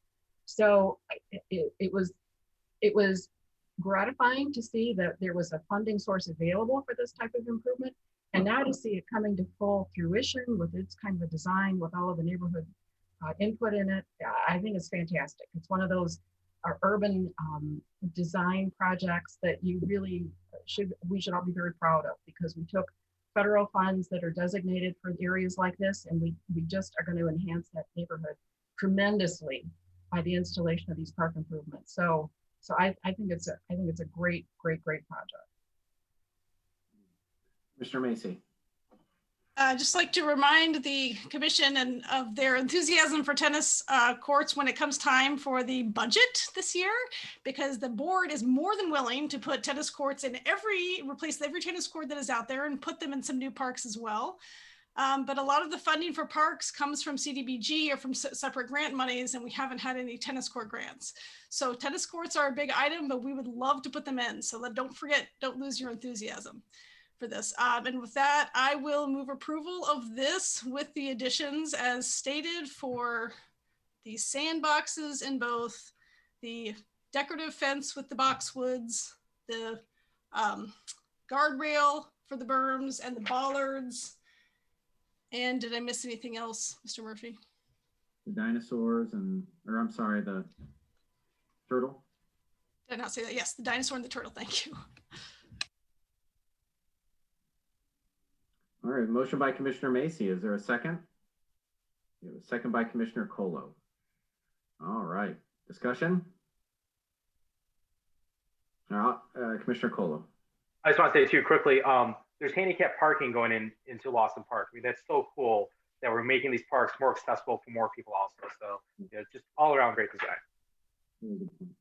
Commissioner Macy? And that's a good point too, is that there's also paths going through for all of these elements that make it again more accessible, which isn't something I don't think we even necessarily thought of when we were doing the plans. So thank you, Mr. Murphy and the team for thinking of that as well.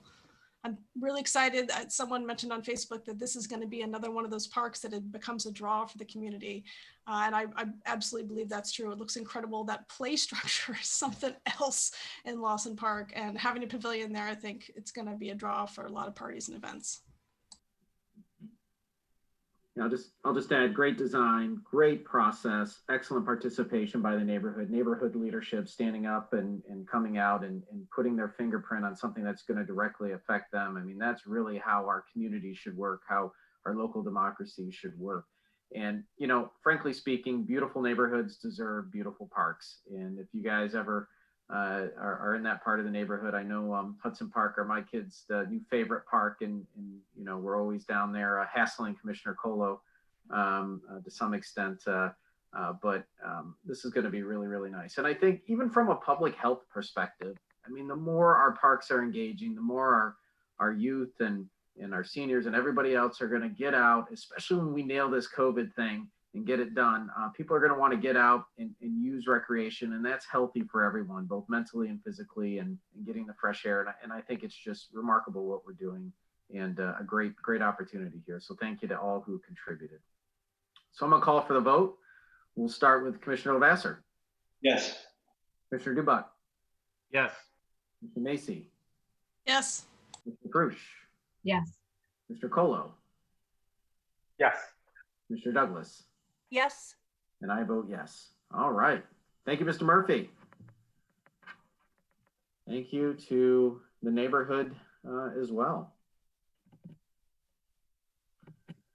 And we'll have discussions at budget time about tennis courts. I'm sure Commissioner Macy will serve up some good arguments, and we will volley our discussion a bit. I would love to hear it.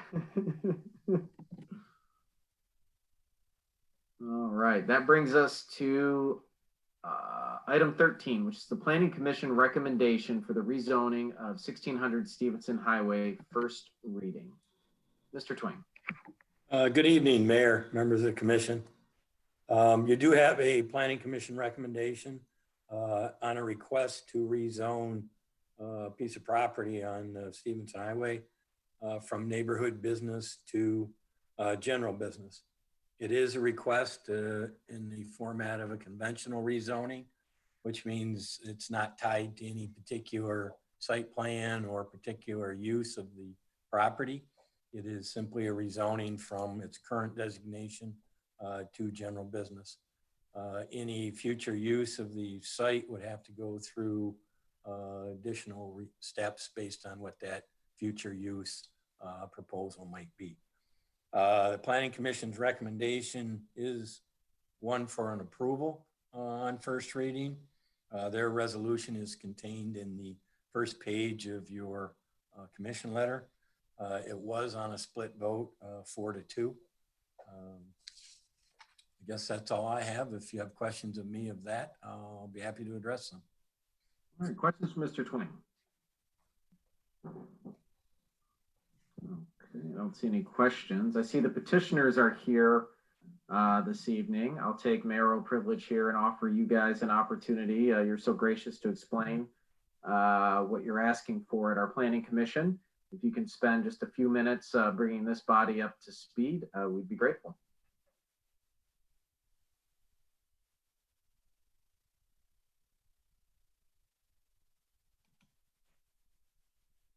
Okay, maybe. There, how's that? Okay, perfect. Great. Please excuse my hoarse voice anyway. My name is Rick Ratner, 380 North Old Woodard in Birmingham. I have with me Lynn Breimer, who's the owner of the property through an LLC, and my associate, David Schaefer. We're excited to come before you and thank you for the time and also the time that the planning staff spent on this particular project. We greatly appreciate it. To bring you up to speed, this particular piece of property was purchased by my client in 2017. And they, at that time, attempted to spruce it up and make it a better facility. It's an unusual piece of property in that to the north and south of the property is the neighborhood business. However, to the west is the planned unit development, the PUD, the Kroger PUD. And to the east is Madison Heights. This particular use that we're asking for is to move from neighborhood business to general business. Now, the only difference between these two is intensity. The uses are the same.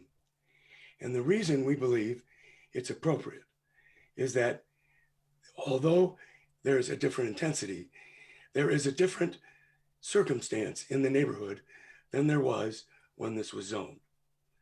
And that different circumstance has been triggered by the closing of St. Denis Catholic Church and School. What that did was start to change the whole atmosphere of the neighborhood from a neighborhood of residences to a commercial area, excuse me. And that makes this particular strip of stores, this one store particularly, available for a more intense use.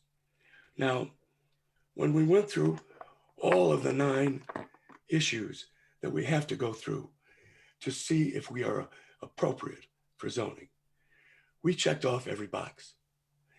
Every single element and criteria for the rezoning, for you to consider rezoning, has been met. And I'll go through them just very quickly, but it's important to us because we believe we're extremely consistent with the master plan and the zoning map. We're consistent with the goals and policies of the master plan.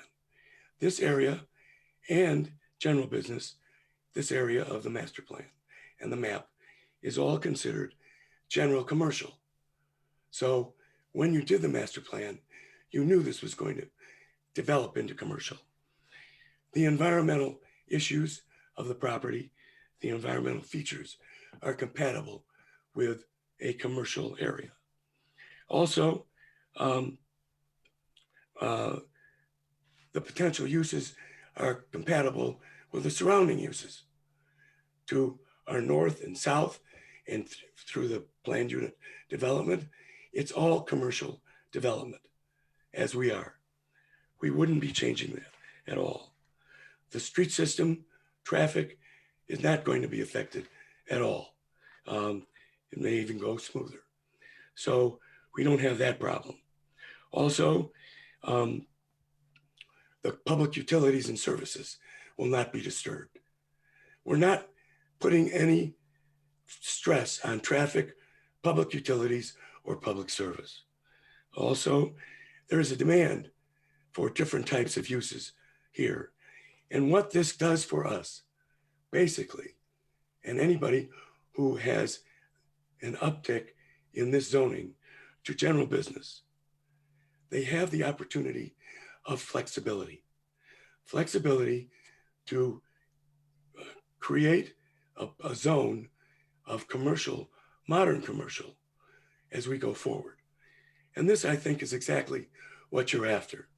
Now, at the Planning Commission, there was some concern relative to the element of not being able to make a reasonable return on our investment. That was brought up. And I won't avoid it. I'm going to go straight with it. This is important because when we bought this property, we tried to, as I said, spruce it up.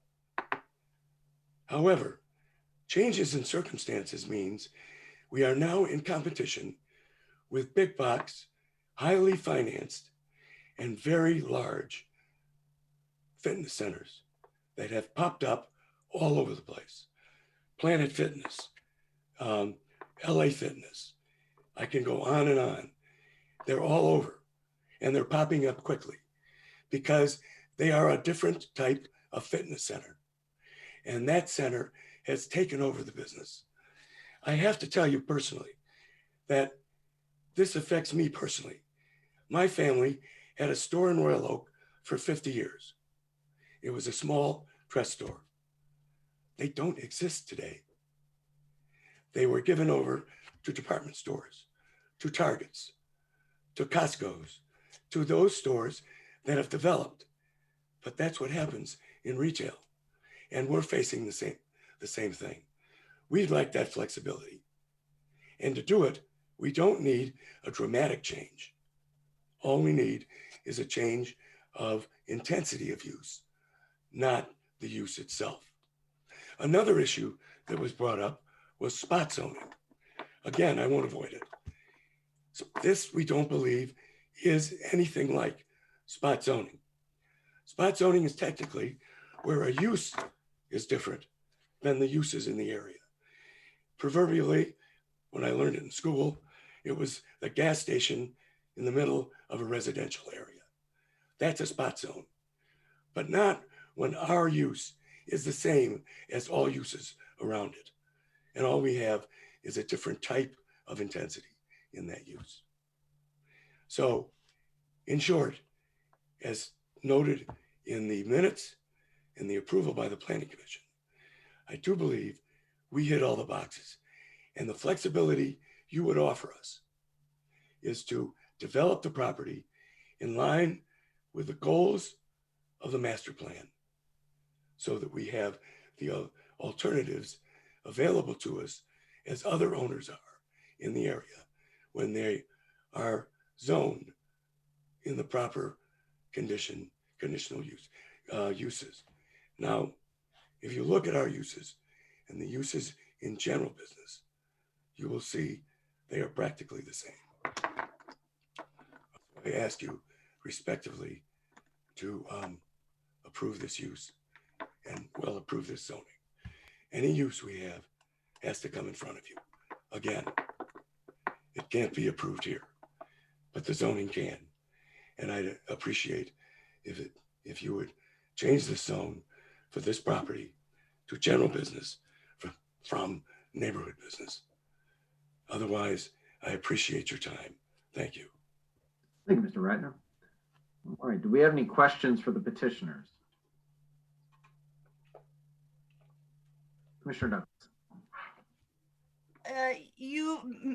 We certainly appreciate the difficulty of making a return on an investment in a gym, given the competitive circumstances and certainly, COVID-19 and the restraints that places on gyms. But what about the other types of businesses that are allowed in the current neighborhood business zoning? When we bought this business, we immediately tried to, I said it a couple of times, spruce it up. When we got to to December of 2019, we even purchased new equipment. I'll get to the others in just one moment if you're patient with me. Revenue went up slightly and then started dropping. Now, COVID makes things different for everybody, but the change in circumstances affects all those businesses. So all of those businesses are going to experience what we experience. They have to be able to change with the times. If everything was exactly the same, we would be in a different situation. But right now, you can expect the same type of problems for other businesses in the area that we are experiencing. And that flexibility, I would say, although I don't speak for them, they're going to hit the same problem we have. And that's not remedied by just going to a different type of business. All businesses are changing. And that's really the answer. So the changing from neighborhood business to general business essentially expands the number of types of businesses that you might be able to pursue. There are about approximately 27 different categories of business that are allowed in general business that are not allowed in neighborhood business. What have you explored among those categories of businesses that makes you think that you'll be able to attract one of those uses that you can't get given the limitations of neighborhood business? First of all, I might ask, is it okay if Lynn Briner comments, Mr. Mayor? The owner? To answer your question, Lynn, are you on? Unmute yourself. So I am. So I would note that many of the businesses that are available in a neighborhood zoning are already existing in the Kroger complex. So pharmacies and liquor stores and coffee shops and florists, small appliance shops, all of those things already exist in the Super Kroger directly across the street, making those opportunities very limited for this property, especially given the size. So we did some investigation, for example, whether or not we could consider reaching out, for example, to a fast food. Might be a nice location for something like that. Unfortunately, putting aside the fact that the building, the structure itself would have to be demolished, all of the fast foods have a limited or a minimum square footage for the real estate in order for the franchise to consider locating. And we are just not large enough, even for the smallest of the franchises that I could find at that location. So we have done some investigation to the extent it, we can find some information available, but it really is the existence of the Kroger complex across the street that eliminates many, if not all, of the neighborhood business types for location in our property. So thank you for letting me speak up. So in the Kroger complex, there are what? You got a gas station, a bank, a grocery, a coffee shop, the equivalent of a deli. You've got a fast food franchise.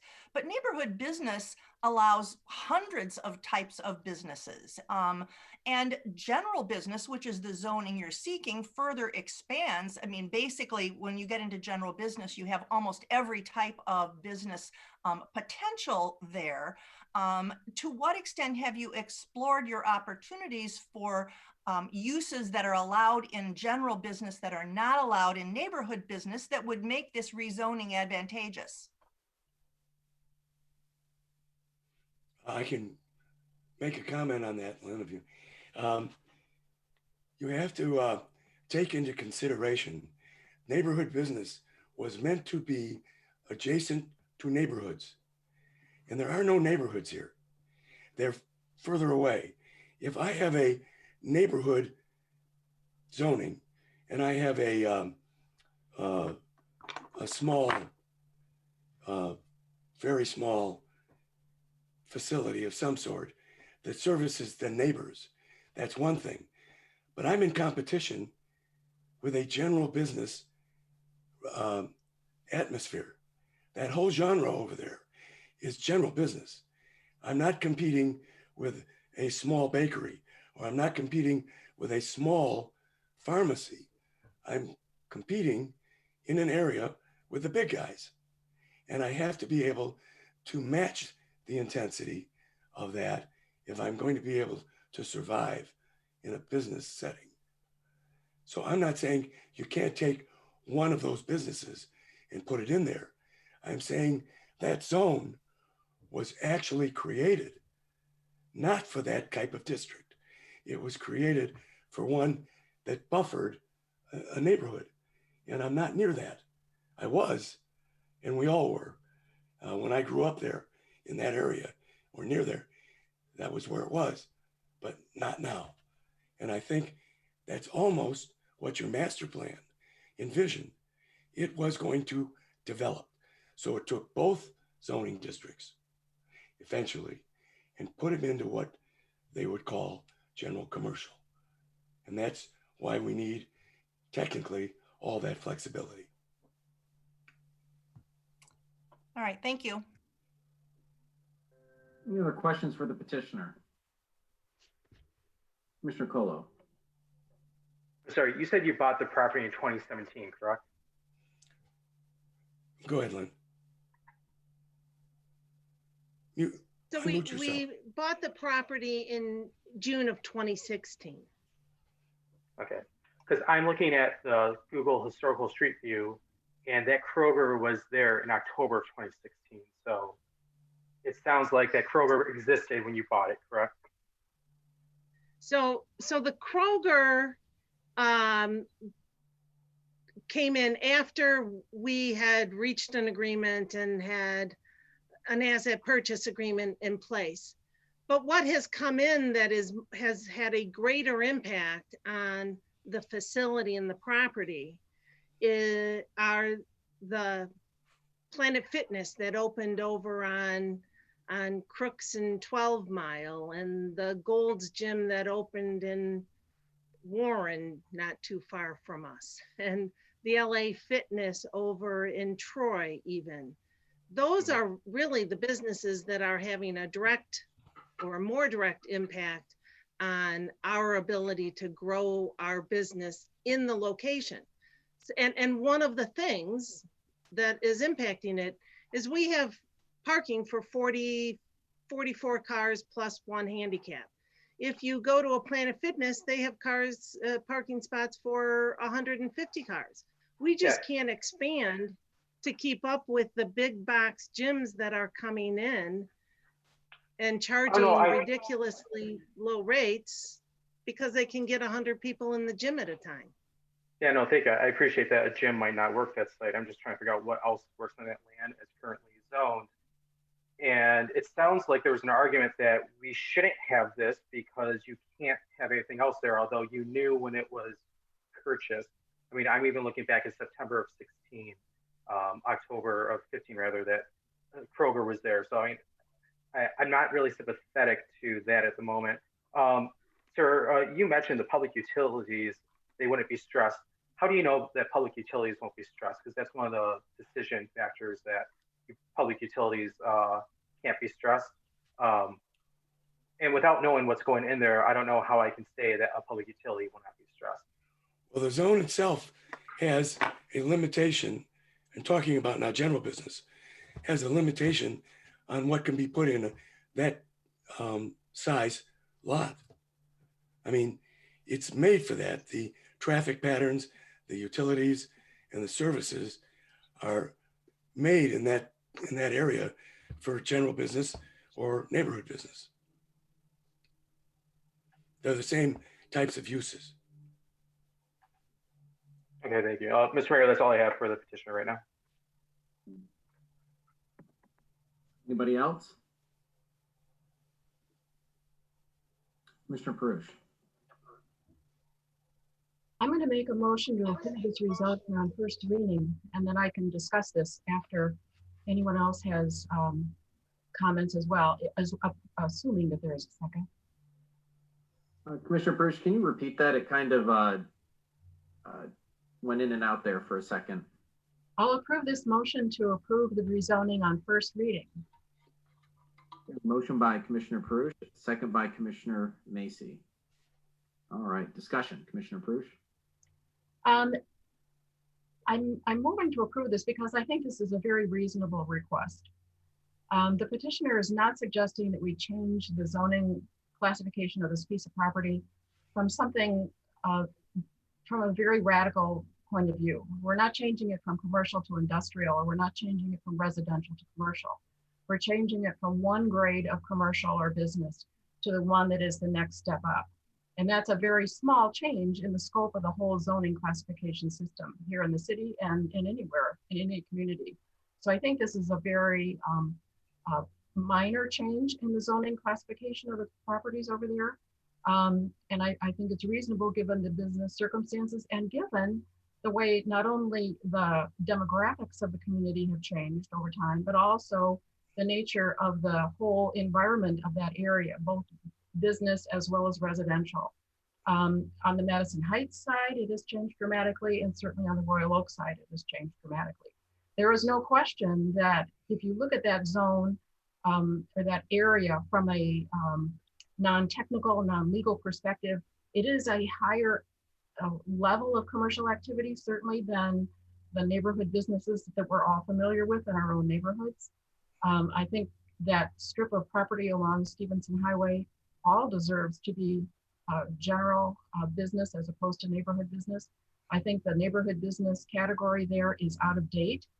And to the extent that it puts those businesses kind of out of the loop, so to speak, I think that's our own fault for not updating our zoning map and making sure that they comply with the realities of the business activity in that area and upgrading our master plan in order for it to be compatible with the way things are and the way we expect them to be.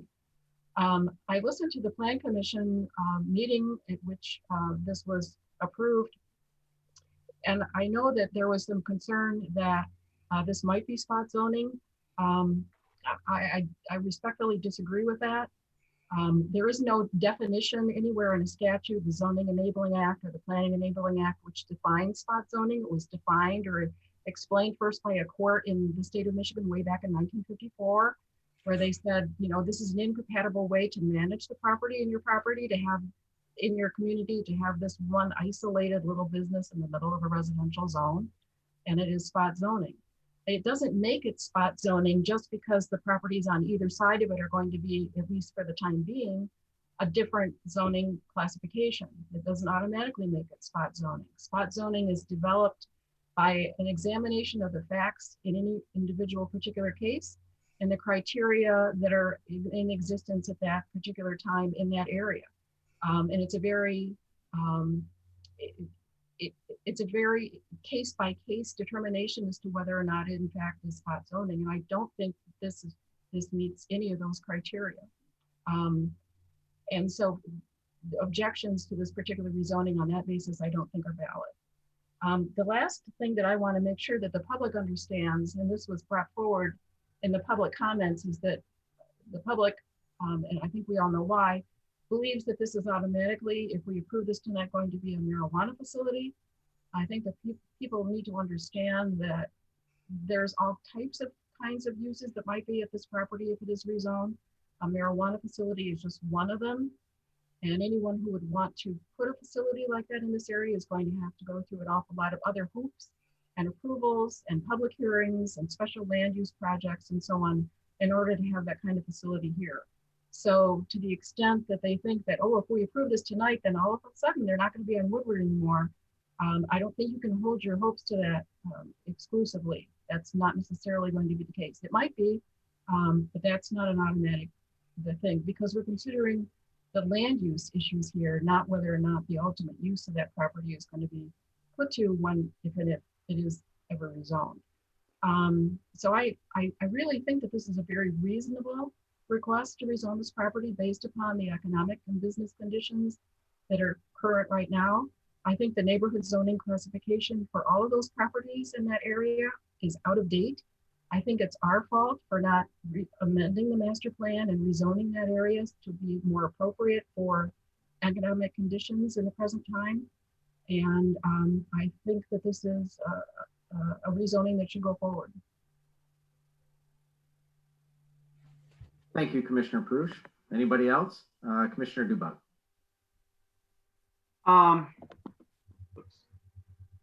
Yeah, I'm inclined to agree with Commissioner Paruch. I don't think there's any danger of setting some sort of crazy precedent with this request.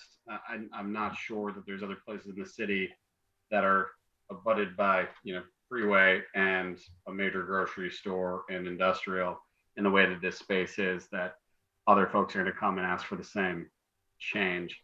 I think it's important to reinforce that this is not a conversation about whether or not this becomes a marijuana facility, but whether or not we should loosen up regulations on this parcel so that perhaps a business that wouldn't otherwise be allowed can move in there to bring value to the community, which I think is what the petitioner is asking, is allow them to compete and allow them to innovate and utilize that space in a more effective way. I'm having a real hard time finding a reason to vote this down. I think I saw Commissioner Douglas. I voted against this rezoning at the Planning Commission, and I'll be voting against it here today based on a couple of the criteria. One is that evidence should document the applicant cannot receive a reasonable return on investment through developing the property with one or more of the principal permitted and special land uses under the current zoning. I do not feel they have made that case.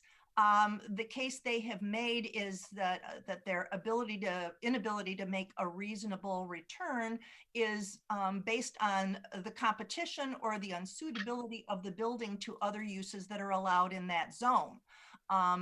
That is not telling me that it is the zoning that is preventing them from succeeding. It's the competition and the condition of the building, and those aren't tied to zoning, and to me are not a reason to rezone. They also have not made the case that if they have general business zoning instead of neighborhood zoning with the expanded list of businesses that would allow, that general business zoning would enable them to succeed. And I will point out that general business zoning isn't just more intense than neighborhood business. It also includes as special land uses, adult entertainment, gun shops, lumber yards, car washes, smoking lounges, and pet care facilities. So there's a whole list of businesses that we could be looking at on this site, surrounded by businesses that might not be happy about that. Commissioner Paruch knows her land use law, and so I absolutely agree with Commissioner Paruch and others that say that our master plan is out of date, that we should be reconsidering this area. But I think if we're going to do that, if we're going to rezone this area, we should do it in a more thoughtful, measured process, bearing in mind that about half of this triangle of land is in Madison Heights. And we should be talking with our neighbors in Madison Heights about the uses in this area before we go giving one building in this area a different zoning status. And I will say, as I've said many times before, I think this is just another one of the cases for an updated master plan. We should look at this area, and we should look at many others like it across the city. And I remain concerned that if we do rezone this property, because, and they've made it very clear, they want a marijuana business there, not that they're guaranteed that they're going to have it, but really that's what they've got in their mind. And if we rezone this property, how many other owners of buildings in neighborhood business zones including potentially properties in this same triangle, will come to us with the same request, and what hoops will we have to jump through to avoid it? Even if they come to us with a proposal that is wildly inappropriate, our staff still has to spend the time managing the process, taking it through the Planning Commission, handling the process. For those reasons, I do not support this motion. Thank you, Commissioner Douglas. Anybody else? Yeah, I'll just add my 2 cents. I mean, I sit on the Planning Commission with Commissioner Douglas, and prior to the meeting, the Planning Commission meeting, I was really indifferent. It seemed to make sense to me that, hey, you got this spot right here. Sorry to use the word spot when you get to the spot zoning argument. You have this piece of land here that is sandwiched between some general business that is neighborhood business. I think arguably the case has been made that it was neighborhood business because of the former St. Denis Church and School. So the history aligns with the situation that, the property presents itself in. After hearing the discussion, I voted no at the Planning Commission to move this forward for all the reasons that Commissioner Douglas had provided. What I really got stuck on was the spot zoning. That to me, and when Commissioner Douglas says, is this going to open up Pandora's box, so to speak, where we're going to have every, potential property owner and neighborhood business looking to change their zoning in order to accommodate ambitious ideas of whatever they may have.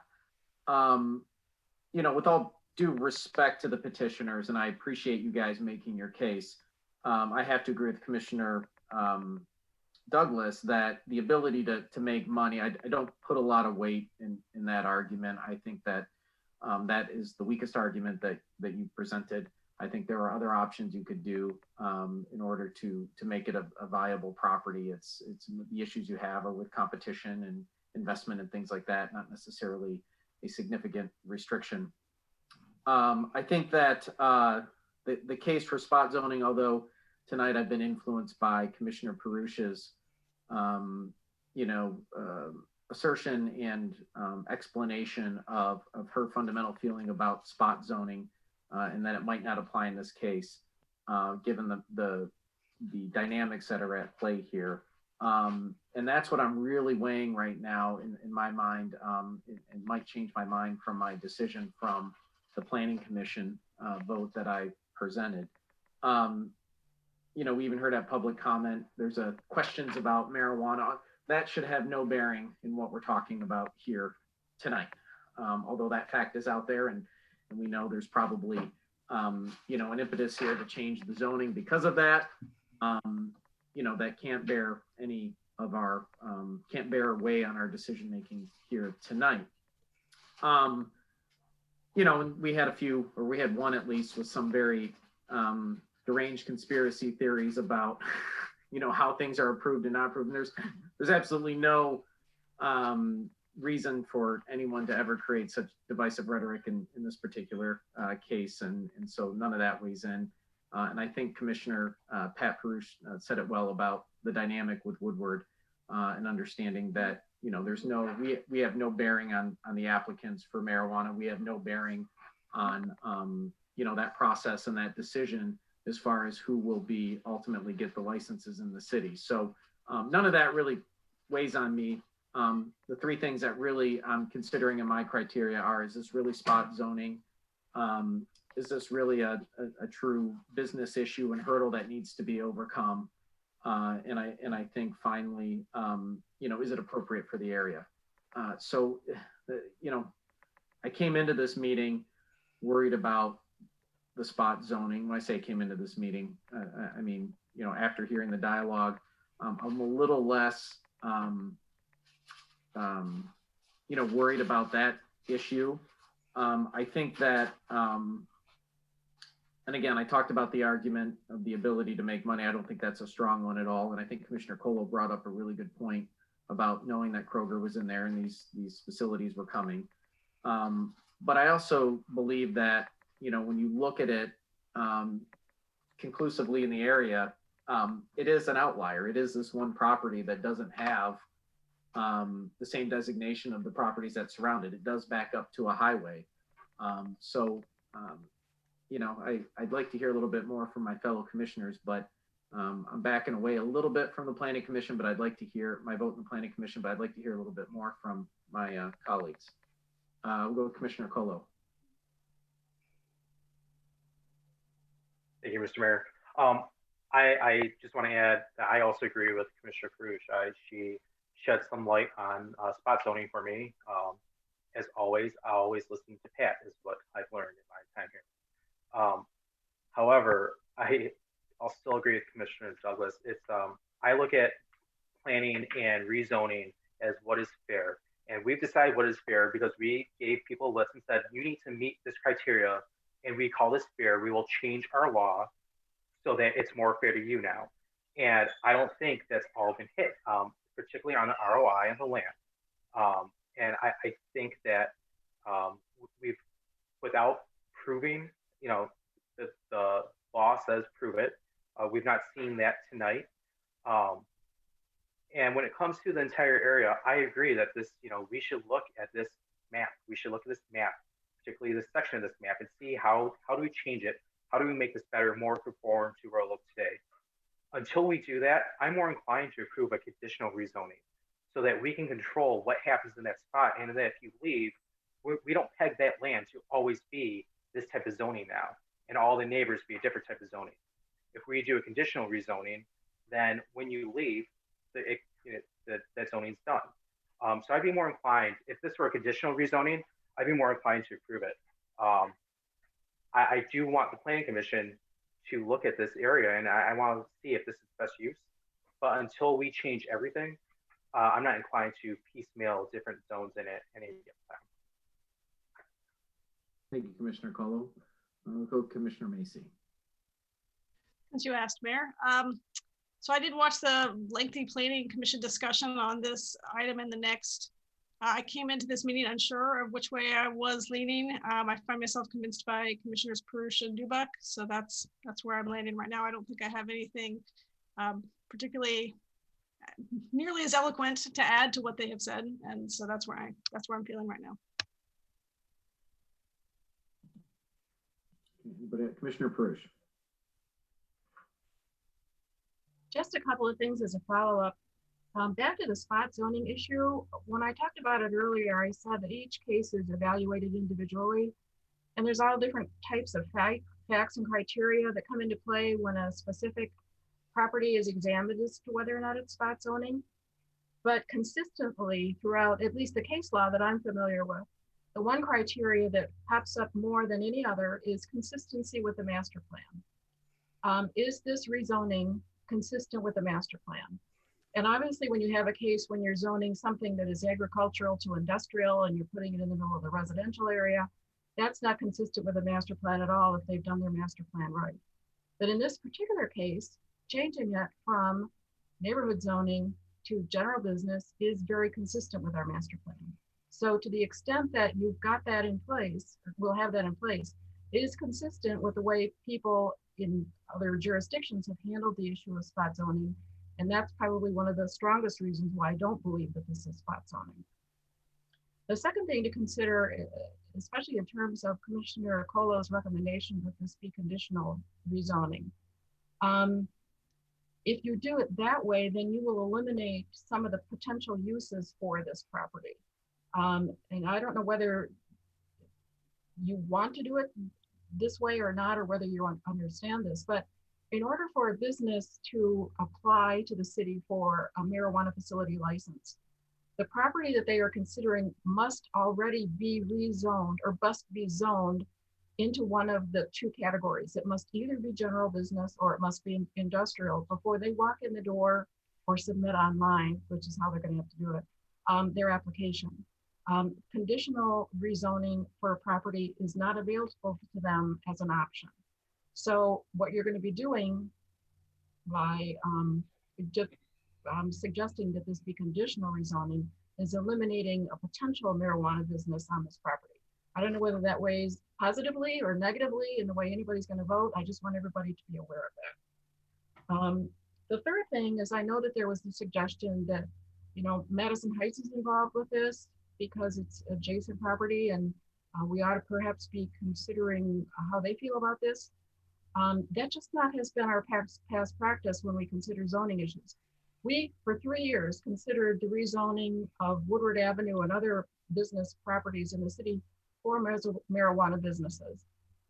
Along Woodward Avenue, there are 4 other jurisdictions right across the street: Huntington Woods, Pleasant Ridge, Berkeley, and Birmingham. Nowhere in any of our discussions for the 3 years, including the period of time when we were considering the summer, did we ever suggest, oh, we should call it Berkeley and see what they're going to do and how they feel about having marijuana businesses potentially across the street from us. We didn't do that. It's not a practice that we use and very many municipalities use to consider what the neighboring municipalities feel about your zoning decisions. It's a very, personal decision within the community, and they may have views on it, but it's not something that I think should be dispositive in terms of whether or not we do this evening. So those are just some of my follow-up comments. Anybody else? Okay, I don't see anybody else. Am I allowed to speak? No, there's a motion on the table, Mr. Ratner. I That's what apologize. I thought. Okay. I'll just add, I'll think, for me, at this point, after hearing my colleagues speak, I think Commissioner Paruch makes a pretty compelling argument. I will say I haven't been swayed 100%. My vote is going to be a 51 to 49% vote in my brain, only because I think Commissioner Douglas does make some strong arguments. And I do believe that there is a potential for the Pandora's box. And I think that, based on the way this is going, I think that we have to be very cognizant of that. And decisions are tough, and we've been elected to make decisions. So even though those may not have any merit or credit, and might not have any ability to petition the city to make changes, certainly those applications may come in, but I probably am wrong, and I could be wrong. But I think Commissioner Paruch has swayed me into the 1%, into the 51. I appreciate the dialogue, and these aren't easy decisions. I would have preferred a conditional rezoning, but I think that's been explained why we can't go down that path. I think we would have and probably should have done a master plan a couple of years ago. I agree with Commissioner Douglas. It's behind and we need to do one. Given the fact that this is one spot in the middle of general business, I think that argument sways me again more to a little bit more of that 51-49. So I'm going to call for the vote. We'll begin with Commissioner Lavasser. Yes. Commissioner Dubak. Yes. Commissioner Macy. Yes. Commissioner Paruch. Yes. Commissioner Colo. No. Commissioner Douglas. No. And I'll vote yes. So I want to congratulate the petitioners on their successful petition. I will say that, you petitioned the community of Royal Oak, and because you've been afforded this opportunity to change, we would expect and hope to see that your facility and your property will be, find success, and your business will find success, and that, we take you at your word and at your personal honor that you are going to make, everything an improvement in that area. So thank you. Thank you very much for your time. Thank you. Thank you. Thank you.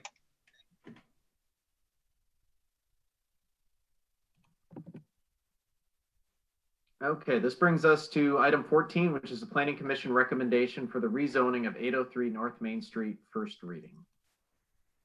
Mayor, members of the commission, the Planning Commission received a request to rezone 803 North Main from neighborhood business to planned unit development. The Planning Commission met at their July 14th meeting on that preliminary plan. And at that time, they passed a resolution unanimously in support of the preliminary plan with some revisions. The petitioner did bring back the their revised plan to the Planning Commission at their October 13th meeting. At that meeting, the planning commission actually voted on a 3-3 split in terms of the project. What I would say from my perspective of it, the planning commission is supportive of the residential development of this site. There were some design detail items that I think they couldn't arrive at a majority at. And I believe both Commissioner Douglas and Mayor Fournier were there at that meeting and can speak to some of those.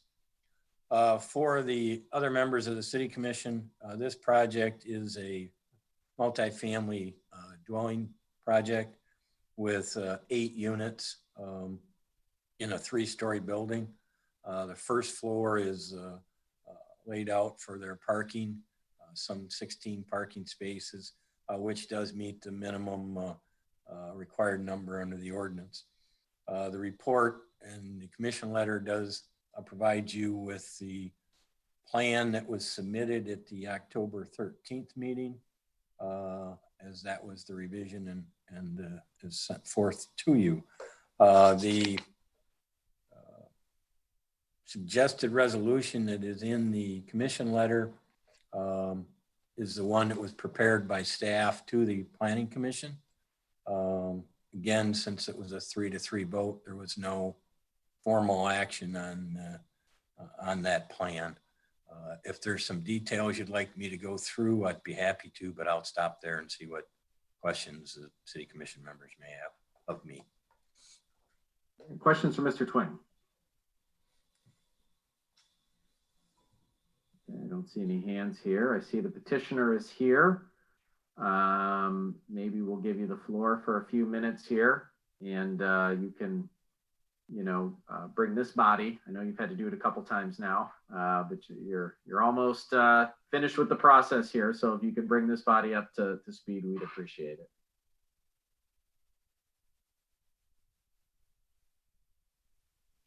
You might have to unmute real quick. Sorry.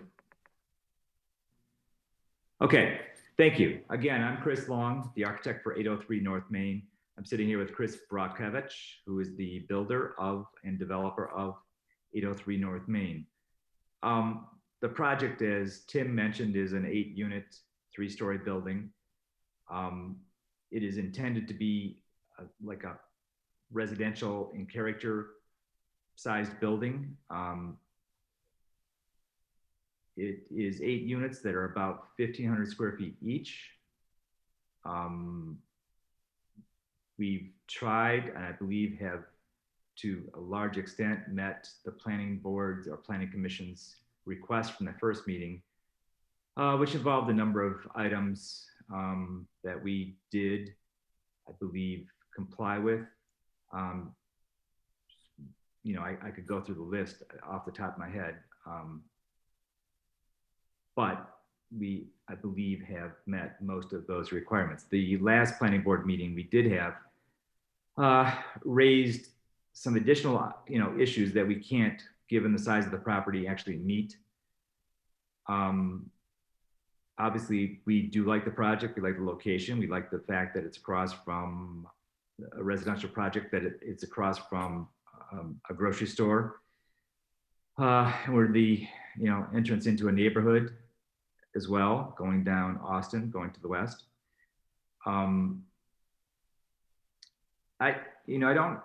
It's a pretty simple project, and I guess I would ask that the commission ask us questions, I guess, to address. Sure. Any questions for the petitioners? And just to give a little bit of history at the Planning Commission, and I'm sure Commissioner Douglas has very passionate thoughts about it, that the petitioners did take feedback from us originally regarding some, I'll say, concerns or things that could be improved in the project to make it more amenable to the area. They did come back and I can only speak for myself. I felt that they had remedied, for the most part, our concerns in a reasonable, constructive way. I personally think the project is nice. It fits the area really, really well. And a lot of the design elements fit sort of the modern urban expanding.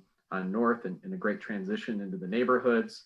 But my opinion, in my own opinion, carried less weight for the fact that Commissioner Douglas, this is her neighborhood. She lives less than a block away. I'm sure Ken could hit a tennis ball and hit this property from her front porch. So I really, I think Commissioner Douglas had some really good points at the Planning Commission meeting. And as representatives here, we're also available for questions from the rest of the commission. Commissioner Macy. I guess I don't know if this question is for you or for the builder and developer. I didn't really think of it as a question at all, but when I watched the Planning Commission meeting about this, there was a lot of discussion about some various issues that some of the commissioners felt were continued to be outstanding in this, including some of pedestrian safety and the traffic in that area. This is exactly the route that my daughter walks home from middle school, assuming that she will walk home from the middle school again one day. And so I shared some of those concerns, and I think Mr. Gantino was pretty much summed it up for me in saying that a PUD needs to have a community benefit. And in his eyes, the concerns that were raised about this PUD did not rise to the level of overcoming this generalized community benefit of like, well, we'll add residential there. It would be nice to have residential. I think it would be nice to have residential, but I guess I'd like to hear someone speak to what they think the additional community benefit would be about this development.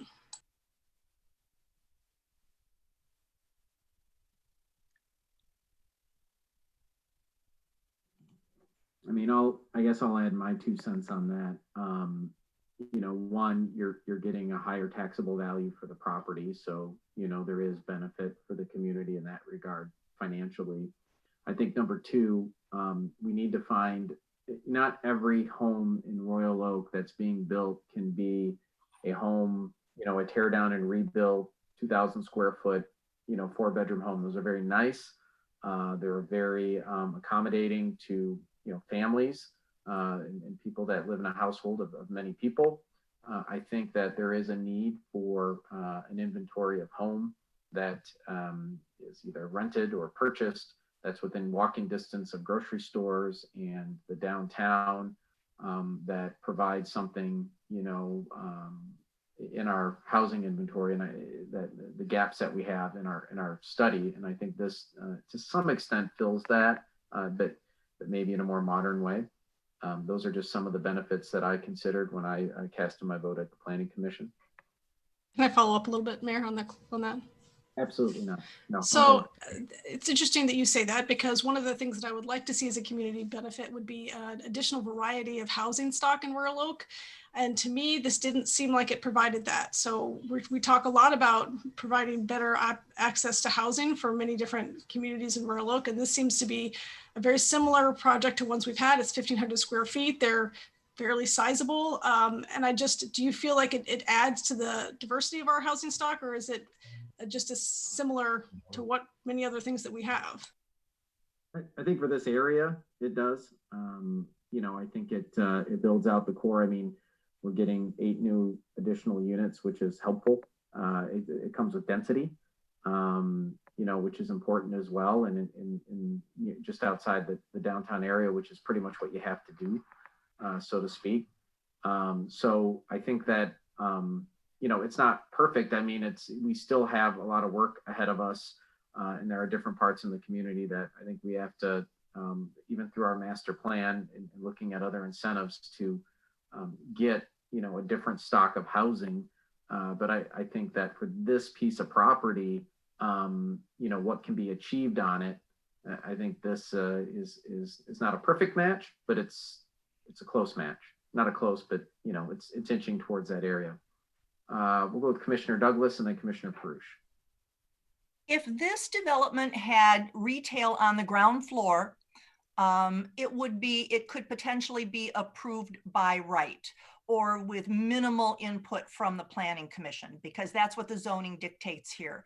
As it happens, they feel, and I agree with their opinion, that there isn't potential for neighborhood business, for any sort of retail business there. So that's why they've gone the planned unit development route. I mean, the only thing that changes is there isn't a store on the ground floor. In this case, there is parking. I will say to their credit that, and we as a planning commission want to always maintain interest at sidewalk level, pedestrian interest.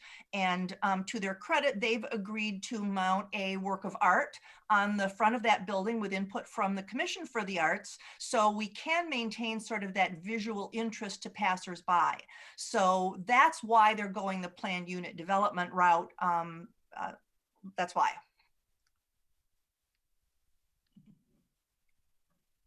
Anybody else? I saw Commissioner Paruch, you had your hand up.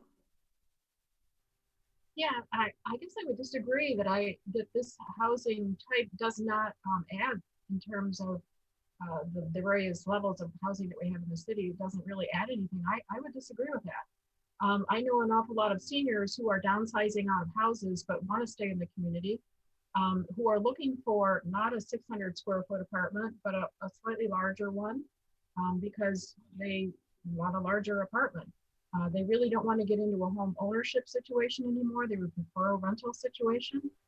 And I think that this size of apartment and the size of building, especially given its location to the amenities that are around it, is going to be very, very attractive to a number of seniors in the community. So I think this is going to enhance our housing stock. I think it's going to provide opportunities for the general population, certainly, but also for a senior population that is looking for housing options other than single family housing. Commissioner Colo.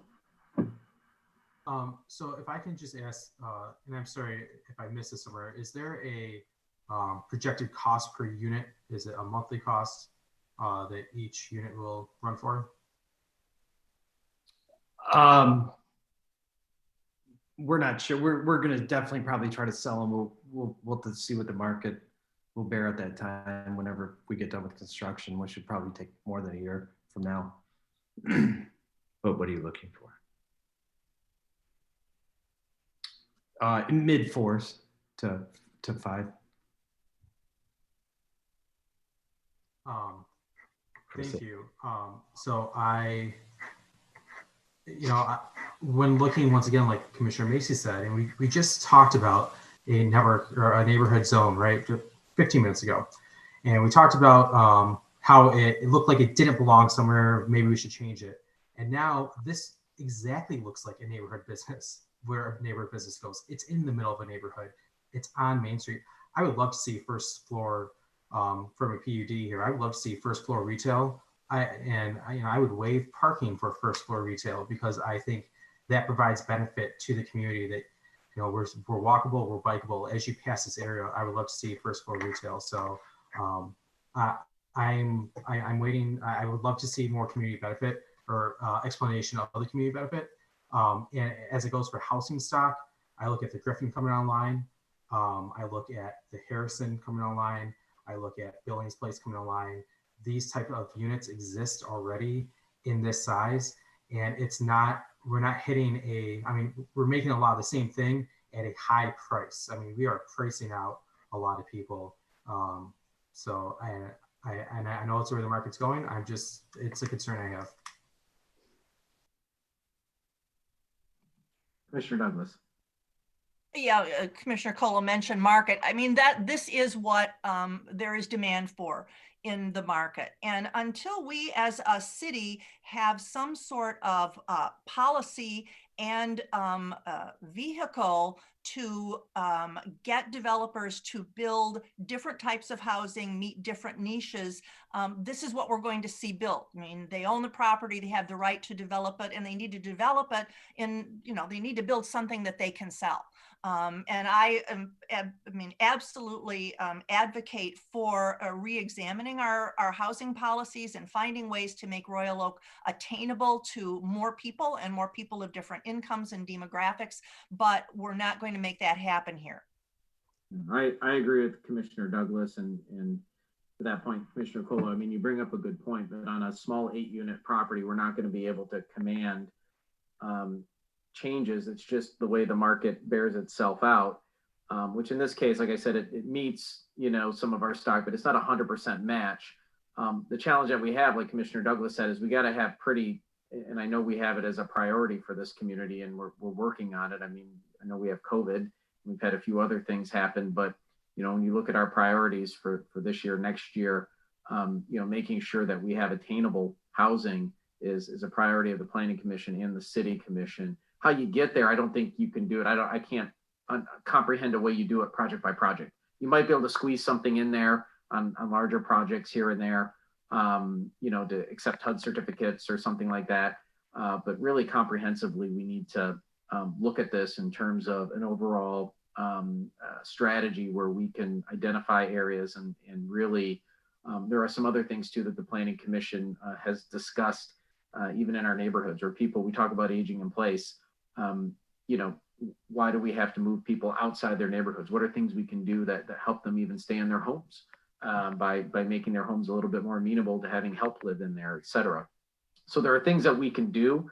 I don't know you can do it project by project. I think that's the biggest challenge that we have, especially for an 8-unit project.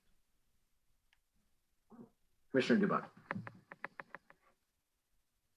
Yeah, I agree, Mayor. And while I'm definitely on board with, we need to establish a policy where we're finding ways to incentivize both through our rulemaking, but also, you know, financial incentives to attract more affordable housing.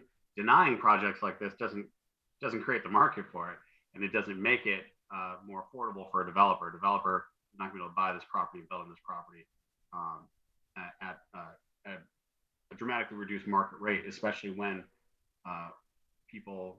demand is there for what they want to build. So it's not on the developer, more so on us to create an environment where we can partner with developers to create that affordable housing, senior-friendly housing that we so want. But as far as this project goes on its merits, I think there's clear community benefit in developing that parcel and adding, you know, this residential there in that space on Main Street. And I think it'll improve aesthetic, it improves taxable value, which improves taxable value for everyone around. That seems pretty clear to me. Mr. Macy. So I definitely agree with what's been said about needing more tools in our arsenal and being able to work more with developers to get that affordable housing that we're looking for and to increase the diversity of our housing stock.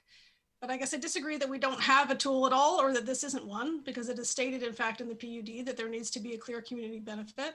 And I think that's a very debatable point. And I think in this case, that's what we can ask for. We could be asking for more than we are receiving in this.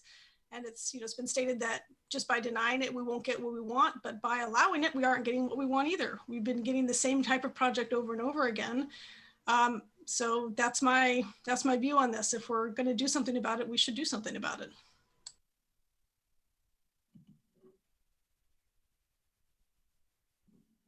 Okay, anybody else? Commissioner Paruch. I'll move approval of this rezoning request on first reading. A motion by Commissioner Paruch. Is there a second? Second by Commissioner Douglas. Discussion. Commissioner Paruch. Again, back to the affordable housing argument. I think the strongest argument that people have raised here is that you're not going to do this in terms of an 8-unit project. Affordable housing is definitely something that we should all be looking at, but you're not going to solve that problem by dealing with it on a case-by-case basis, certainly not one that is this small. Secondly, unfortunately, in the state of Michigan, no one can do affordable housing because there are no incentives in the state of Michigan, either federal incentives or the state incentives that used to exist in order to allow you to build affordable housing and do it economically and make some kind of a profit in doing it. The incentives just aren't there. The incentives that were there that allowed the city to build the Barton Towers project, or even to assist with the Royal Oak Manor project and some of the others in the community are just not available anymore. And so affordable housing is a very, very hard thing to achieve in the state of Michigan for those reasons. Other states like Ohio give specific tax credits and tax incentives to developers to develop affordable housing. which is why communities like Toledo and Cleveland and Columbus and Cincinnati are building up their affordable housing stock because of the tax incentives that are given by the state. Michigan doesn't have those. So until those come back into some kind of form, whether it's a federal program or whether it's a state program, there aren't going to be the economic incentives for any developer to build affordable housing. Economically, it makes no sense for them. It's a lose-lose proposition. So we can talk all we want about the desirability of more affordable housing, but until you eliminate that economic barrier, and it's the only barrier, it's unfortunately not going to happen. We all want it, but the dollar signs are just not there to make it realistic, unfortunately, from my view.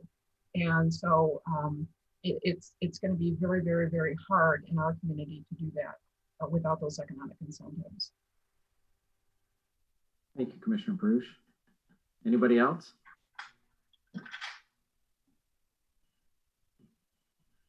All right.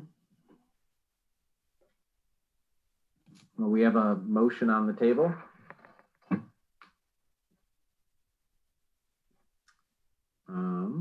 I will call for the vote. Start with Commissioner Lavasser. No. Commissioner Paruch. Yes. Commissioner Colo. Yes. Commissioner Dubuc. Yes. Commissioner Macy. No. Commissioner Douglas. Yes. And I vote yes. Okay. Congratulations, gentlemen. Good luck with your project. And, thank you for being patient throughout this process. Thank you, guys. Thank you. All right, take care. All right. This brings us to our second to last item, which is the approval of agreement for interim city attorney legal services. Mr. Gillum, so sad. Mayor. Withdrawal. Commissioner Douglas, yes. If I may, the firm being considered is a former client of mine. I feel that gives at least the appearance, if not the actual appearance or actuality of impropriety. So I will be abstaining from this motion and not participating in the discussion. Okay, thank you, Commissioner Douglas. I will ask that if you could turn off your camera, perhaps, to not give any body language cues. That would also be great. Just like the old days, we send it to the back room. This is the new back room. All right, Mr. Gillum. Mayor, Commissioners, good evening.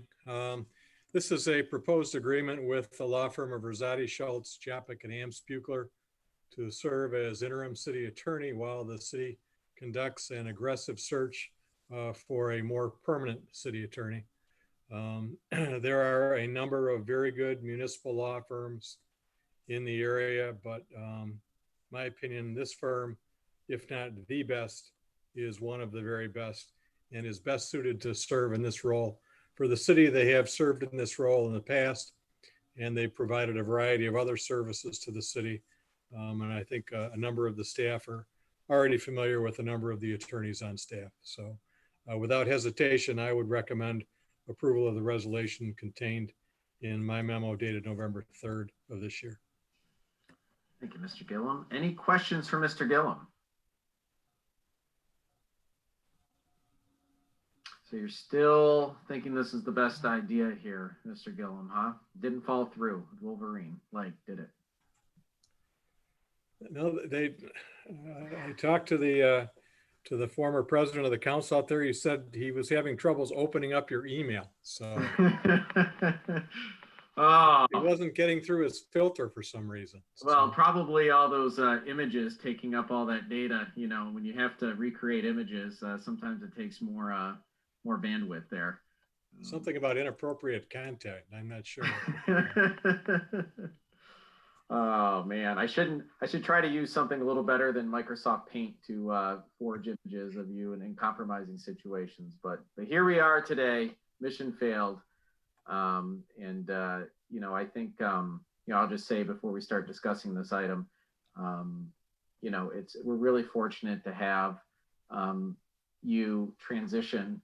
You've stepped up to this role on a couple different occasions. You've done a remarkable job, and even to the last moment, of your employment here with the city, you're working tirelessly to make sure that, you know, the city that you've worked for so long and cared for so long is going to be in a good position moving forward. You don't really have an obligation to do that. You don't really have an incentive to do that, other than, you know, it's a testament to your character. So we're grateful for the fact that, you know, even here you're working up to your last moment, making sure that when you pass the torch on, that there's a succession plan, and assisting Mr. Brake in support of that as well. So we appreciate your efforts. Well, thank you. Thank you. Any questions, Commissioner Dubuck? Is now the appropriate time to gush about Mr. Gillum? Well, I'll tell you what, as long as no one moved, we still have one more item ahead of us pertaining to Mr. Gillum and his replacement. So I probably prematurely jumped in here, but how about when we get to the end of the meeting, nobody call for adjournment, and we can kind of, you know, at least give our angry nodes of dissatisfaction with his departure. Okay, because I got things to say. I'll have my hand on the bleep button, Commissioner Dubuck. Any discussions about the topic at hand? Commissioner Colo. I had no discussion, sorry. Commissioner Paruch. Sorry, I'll move approval of this recommendation. A motion by Commissioner Paruch. Is there a second? Second by Commissioner Dubuck. All right, any discussion on the motion in front of us? I don't see a discussion, so I will call for the vote. Commissioner Macy? Yes. Commissioner Dubuck? Yes. Commissioner Colo? Yes. Commissioner Paruch? Yes. Commissioner Lavasser? Yes. And I vote yes. And Commissioner Douglas abstains. She has recused herself for a potential conflict of interest, so she is not voting. All right. All right, that brings us to the next item on our agenda, which is the, well, I want to read it. The staff recommendation of city attorney executive search. Mr. Brake, is this you? Yes, it is. All right. Good evening, Mayor and City Commission.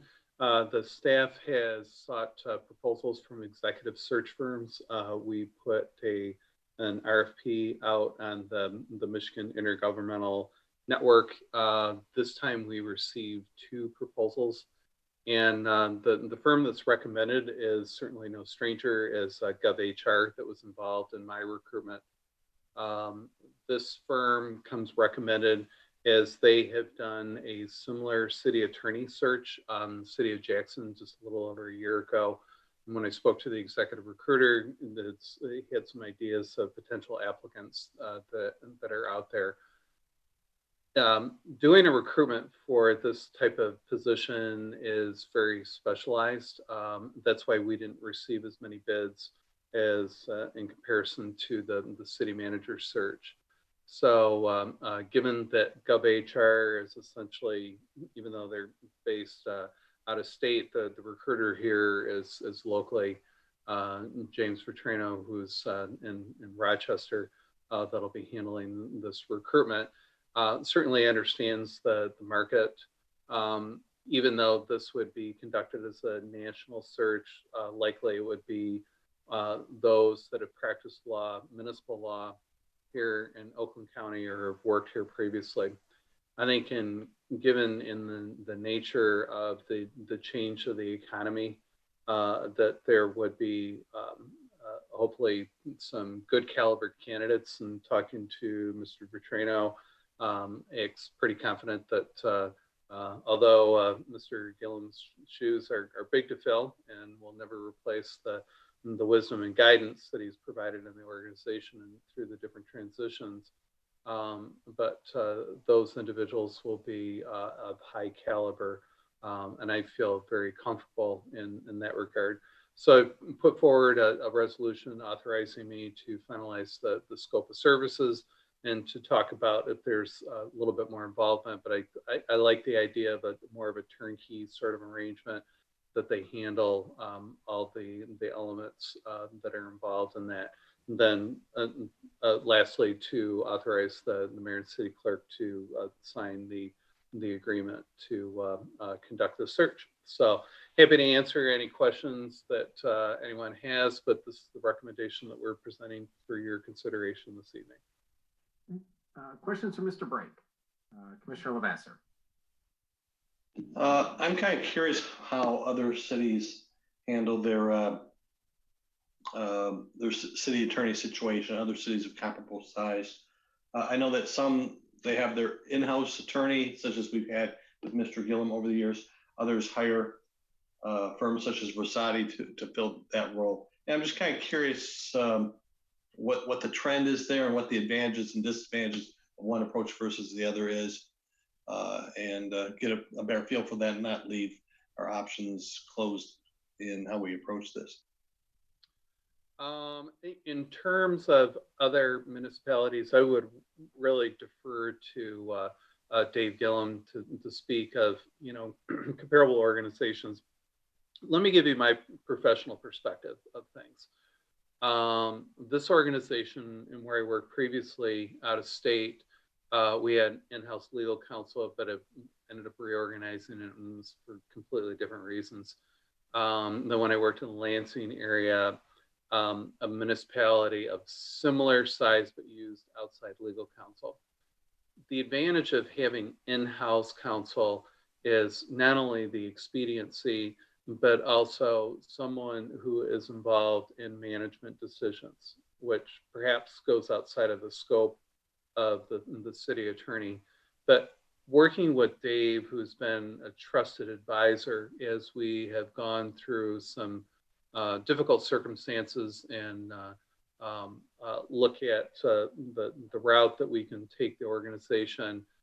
For me, it's an advantage having that type of in-house service within the organization, not to mention the proximity.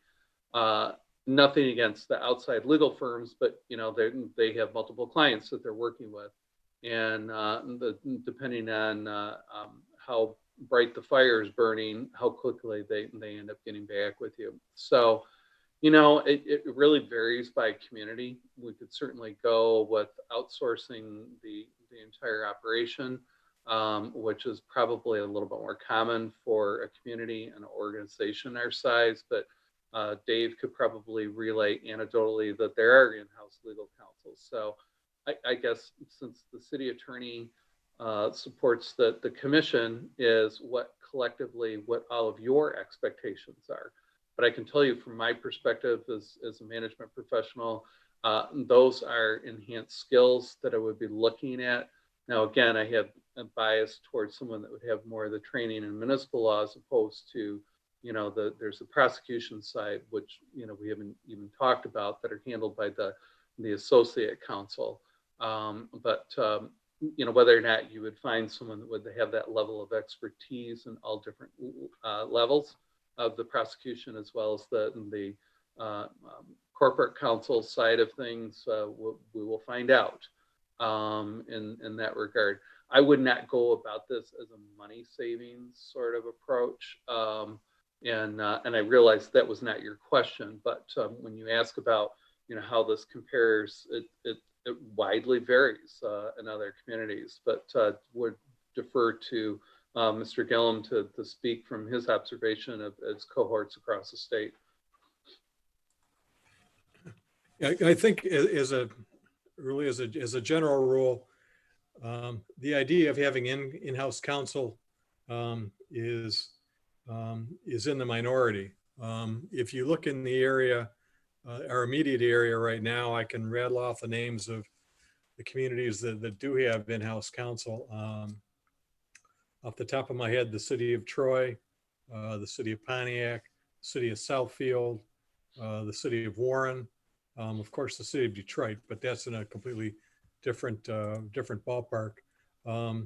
In other areas of the state, for example, the city of Lansing, Battle Creek, Jackson, as Mr. Brake just mentioned, Grand Rapids, and there are others too, but what you find is it's mostly the older, larger communities that have always had in-house counsel and have continued to have in-house counsel going forward. Excuse me. And really, I think a large part of it is in terms of having enough work to keep full-time staff people busy. If you had a smaller community, it really wouldn't make sense to have a full-time legal department because there just wouldn't be enough work for that attorney or attorneys to be doing day after day after day. I think if there is enough work to support the activities of in-house counsel, it is generally speaking going to be a cost savings to the community. Just because you can control your costs a little bit better with a full-time employee, may seem hard to believe at times, but I think you can. Because keep in mind that if you're using outside counsel, every time you or one of the administrators or one of the department heads picks up the phone to call an outside attorney, the meter is going to start running. Now, there are ways that you can deal with that in terms of the agreement that you have in terms of certain services covered by a retainer and providing for office hours and things like that. But generally speaking, it's going to be more expensive to use outside counsel than it is to have in-house counsel. And I would agree with Mr. Brake that there's a temptation to look to use inexpensive in-house counsel as a cost savings method. But legal services, like a lot of other areas, you kind of get what you pay for. And to be perfectly candid, I think there was a period of time when the city attorney's office here was looked at as a potential cost saving center. And some of the decisions and the actions that were taken by the staff at that point in time, in the long run, ended up costing the city significantly more money than it would have cost to pay staff a little bit more money and have a higher caliber of attorney on staff. So again, and to be candid too, I think the seven of you are very used to having in-house counsel, and you're used to having someone who's going to be available. Commissioner Colo sent me a text message, but at 5 minutes to 7 tonight, said, "Hey, Dave, I got a couple questions. You got a couple minutes?" And I was sitting here at the desk. Thanks, Dave. Calling you out, Brandon. Look at, he's even blushing on Zoom. But I was here. I wasn't in a car driving across town to get to an office. I wasn't talking with another client. I wasn't getting ready for a meeting somewhere else. He and I were able to talk for about 10 or 15 minutes and hopefully answer his questions. So that is something that by and large you have right now that you wouldn't necessarily have. Because I think I might have mentioned it to some of you at some point. At one point in my life, a typical week for me was I would be in the office on Monday or in meetings on Monday with clients. And Monday night, I would be here in Royal Oak for a city commission meeting. And then Tuesday, depending upon how late our meeting went in Royal Oak, I would eventually get into the office on Tuesday morning. And I would be in the office on Tuesday. And then on Tuesday, I would go to the city of Walled Lake, where I was a city attorney there. And I would have a council meeting in Walled Lake on Tuesday night. And again, depending upon how late the meeting went in Walled Lake on Tuesday night, I would get into the office sometime on Wednesday. I would be in the office or in meetings for most of the day Wednesday. Then Wednesday night, I would go to a planning commission meeting in the city of Novi. And I would be there until late because those meetings always ran late because they had so much on the agenda. And then Thursday, I would drag my rear end into the office. I would be in the office for part of the day. And inevitably, one of the other attorneys in the office would say, "Hey, Dave, you know what? I got a conflict tonight. Can you cover this meeting for me in Farmington Hills or in Waterford or somewhere on Thursday night?" So I'd have a meeting on Thursday night. By Friday, I was lucky if I got into the office at all. I was so tired. So if you have in-house counsel, you don't run into those issues, those conflicts with clients. Because the point of my story is, if you have a problem on a Tuesday morning and you call for your attorney, you don't really care that your attorney was at a meeting for another client until 2 o'clock in the morning on Monday night and isn't even out of bed yet. You want someone who can deal with your problem.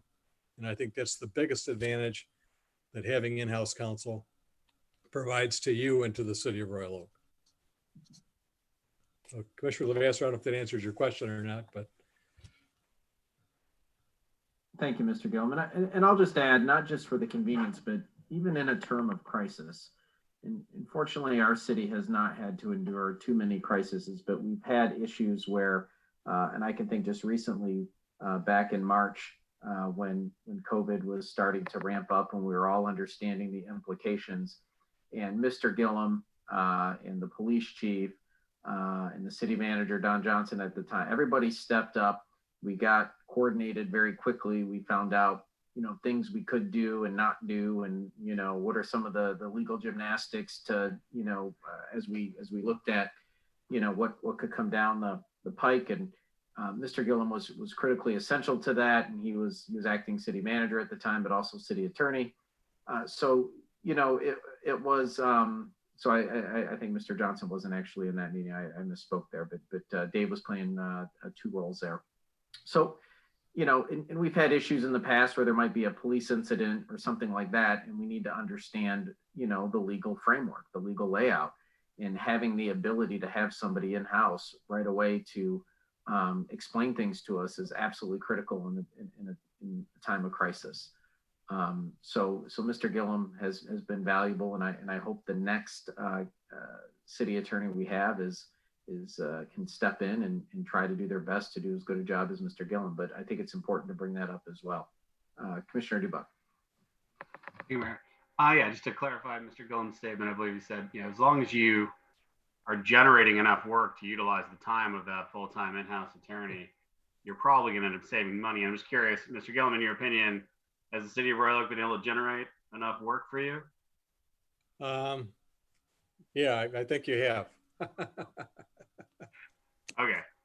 And I appreciate it. Thank you. So we've been doing our best to keep you busy.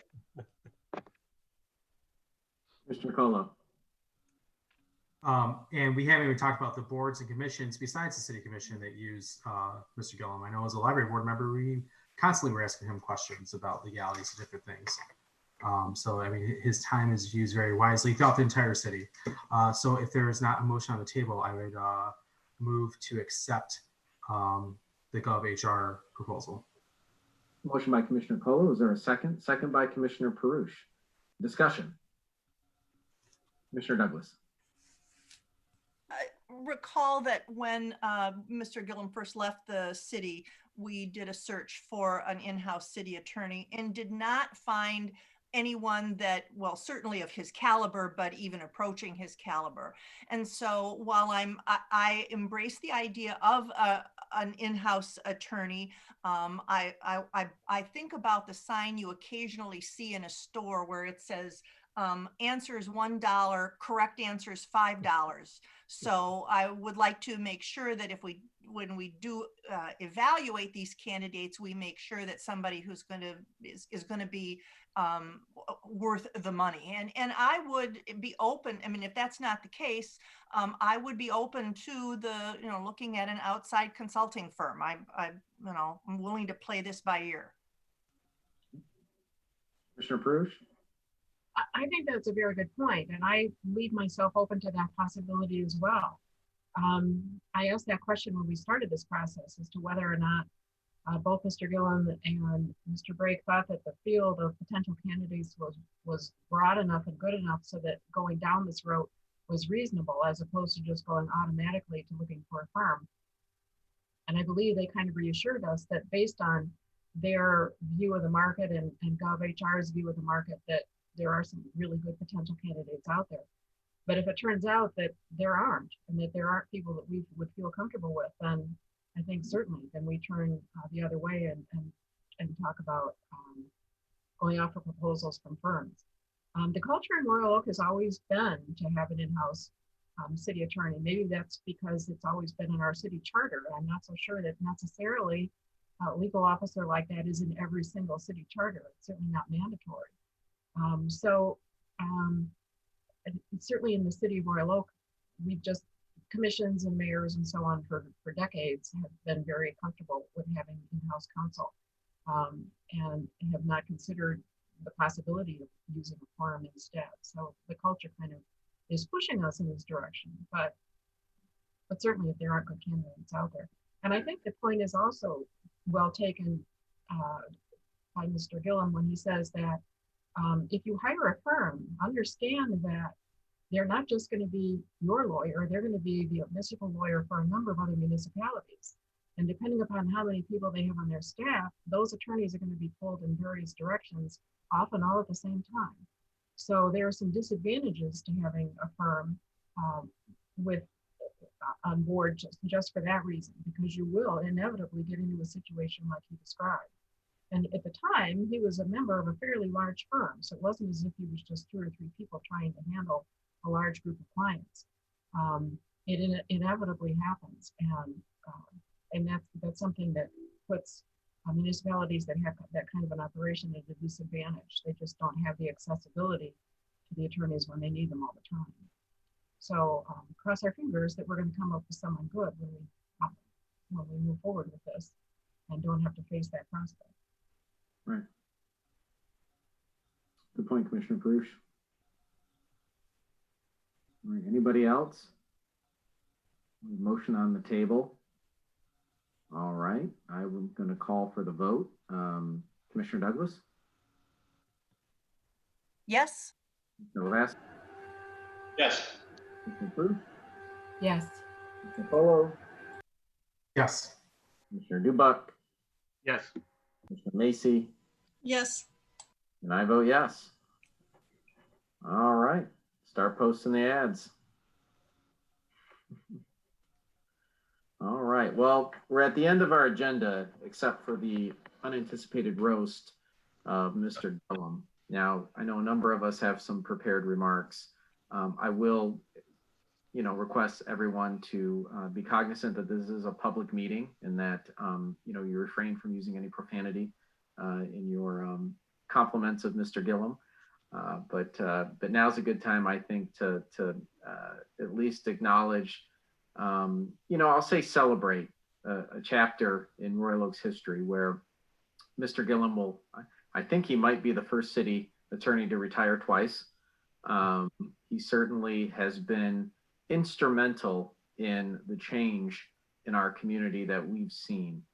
This is a city attorney, I think, unlike, some of his predecessors that took initiative, that counseled us with a tough tone sometimes, did the homework, did the research, burned the midnight oil in order to ensure that the city that he worked for, and I'll even argue the city that he's very fond of and may even love, was always successful. And we as a commission over the years, although we've changed some of our faces, certainly as a body and as a community, we've moved in a very progressive fashion. We've seen not just a lot of our metrics grow from all successful measures, but we've seen change in our community, both in a physical sense, but also in some of the things that we've done to enhance and make our city more welcoming and attractive to people. And Mr. Gillum was always up for the task and always willing to help. And I think his new community is exceptionally lucky and extremely lucky. And if we had to lose Mr. Gillum to that situation, well, I guess, how do you argue against that? But those are just my thoughts at the moment. I know Commissioner Dubuck had a few things to say. Commissioner Dubuck. Sure, thanks, Mayor. Mr. Gillum, well, happy that you've found a new opportunity for yourself close to home, and wish out your career there probably. It's definitely a loss for our city. So I've been at the table 9 years, and you, except for your brief stint where you tried to get away, have been here for all of it. And I think one of the things that I say often about my time here is doing things is really hard. And a lot of times government doesn't do things because it's so hard.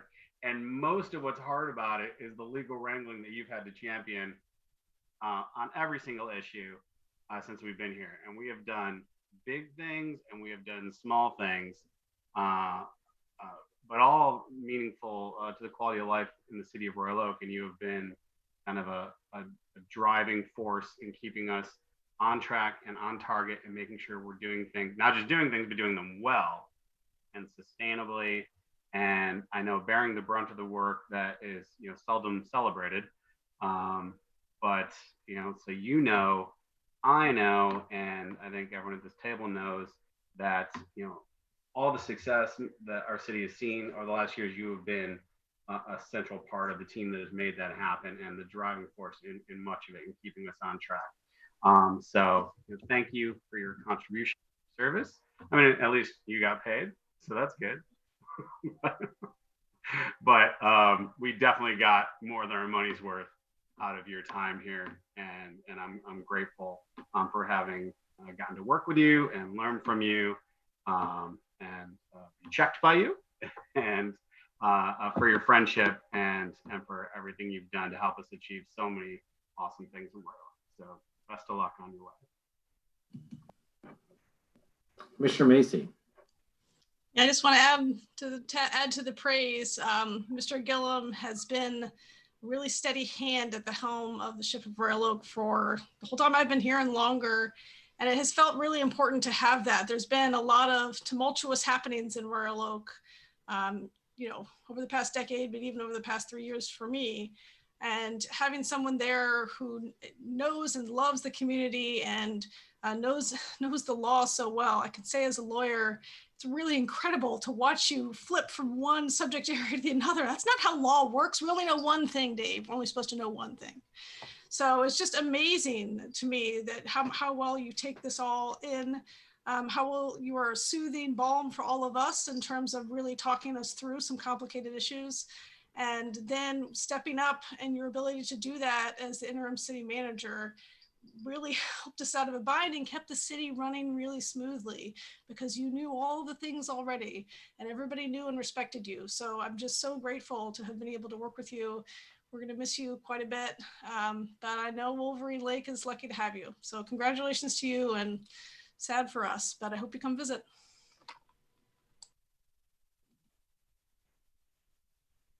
Commissioner Colo. So I thought we had attorney-client privilege, so that phone call, we're discussing it online, over here. But so, Mr. Gillum, thank you. This is you've also been here the entire time I've been here, so thank you for all the advice and consent.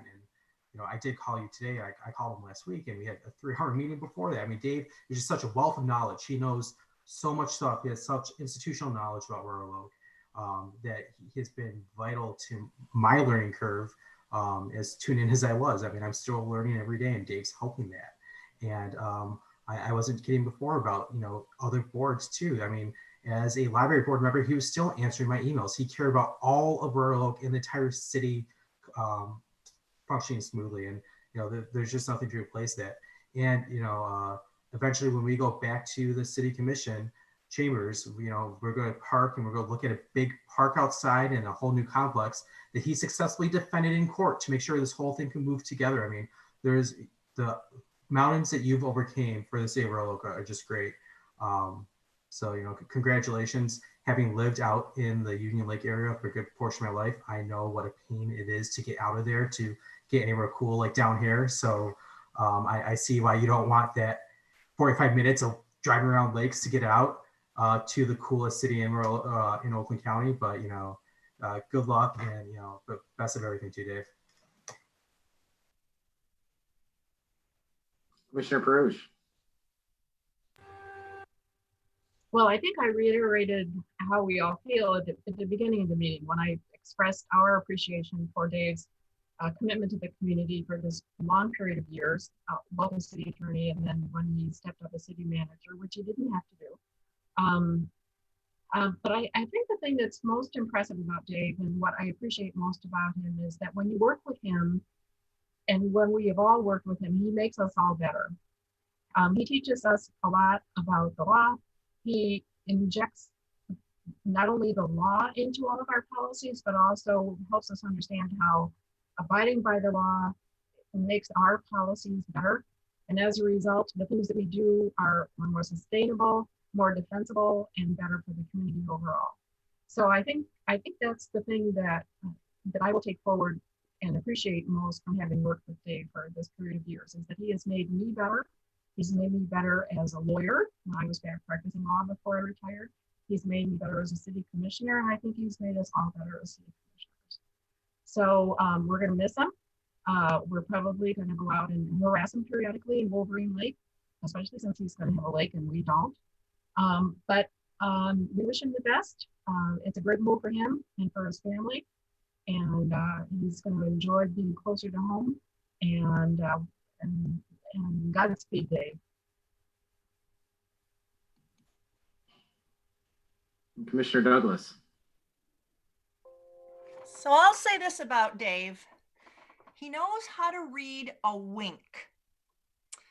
Whenever I'd go to him with a question, the kind of question where I certainly didn't put it in email, probably didn't want to talk about it on the phone, but instead wanted to meet him at a coffee shop, he knew that maybe there was some political undercurrent there.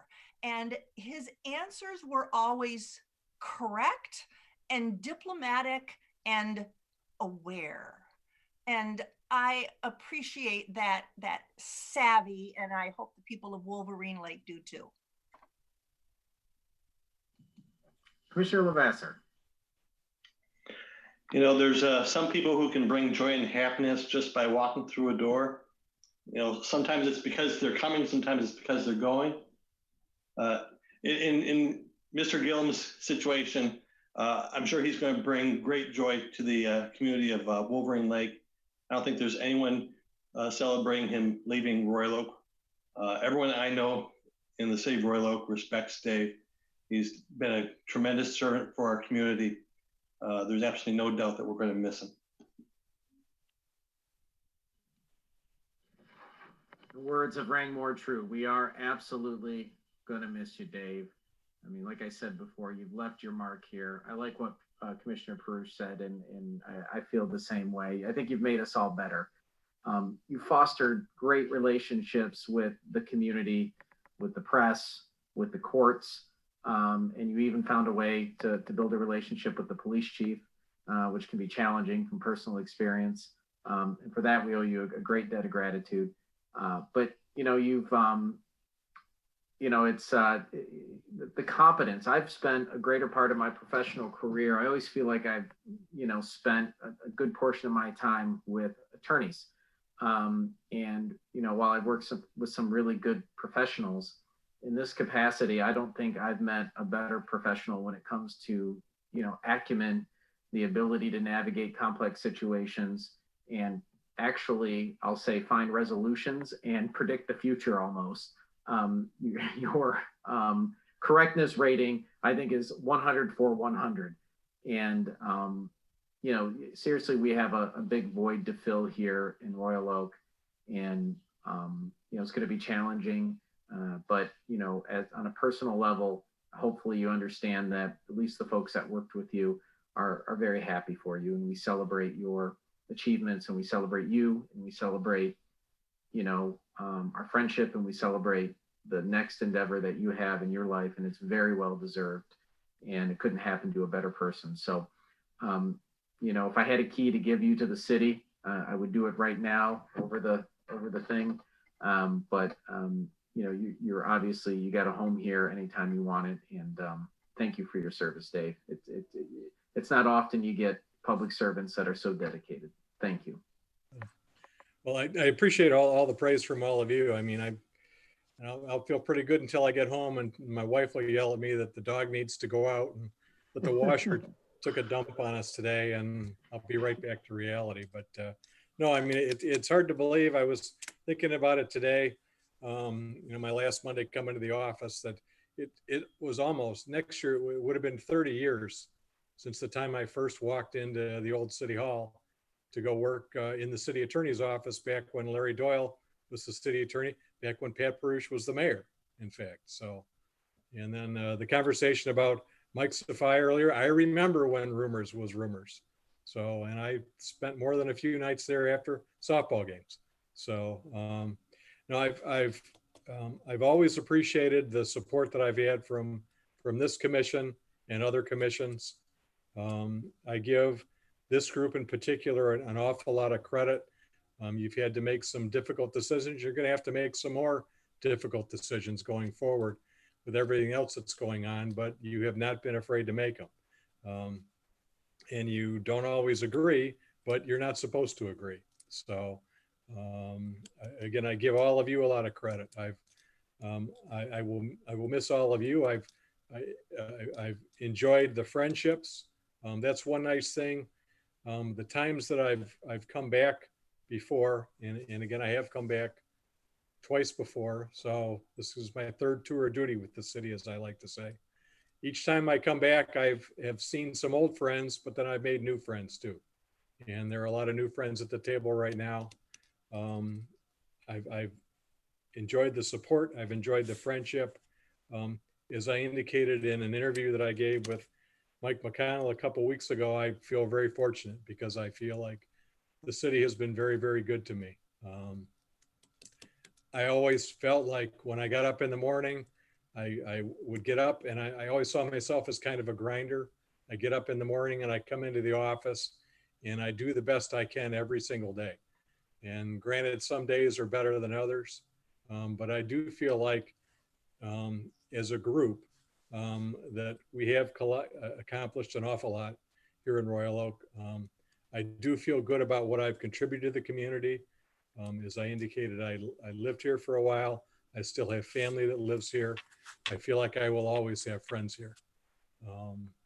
It's nice to hear in the long run. I'd like to think that at the end of the day, the city feels like it will have gotten its money's worth out of me. And I get the impression that most of the people around here think that they did. And that makes me feel very good. So I will miss you. I will keep in touch. And yeah, Wolverine Lake is not that far away. So I'll even send you a Google map so you don't get lost. So did you negotiate a pontoon boat? Of course, government issued pontoon boat in part of your deal. Somebody mentioned I should have thought about that. All the things I could have asked for, I should have asked for a boat allowance. Well, we'll still come see you, Dave. You're always welcome. Always welcome. Well, it's hard to say goodbye.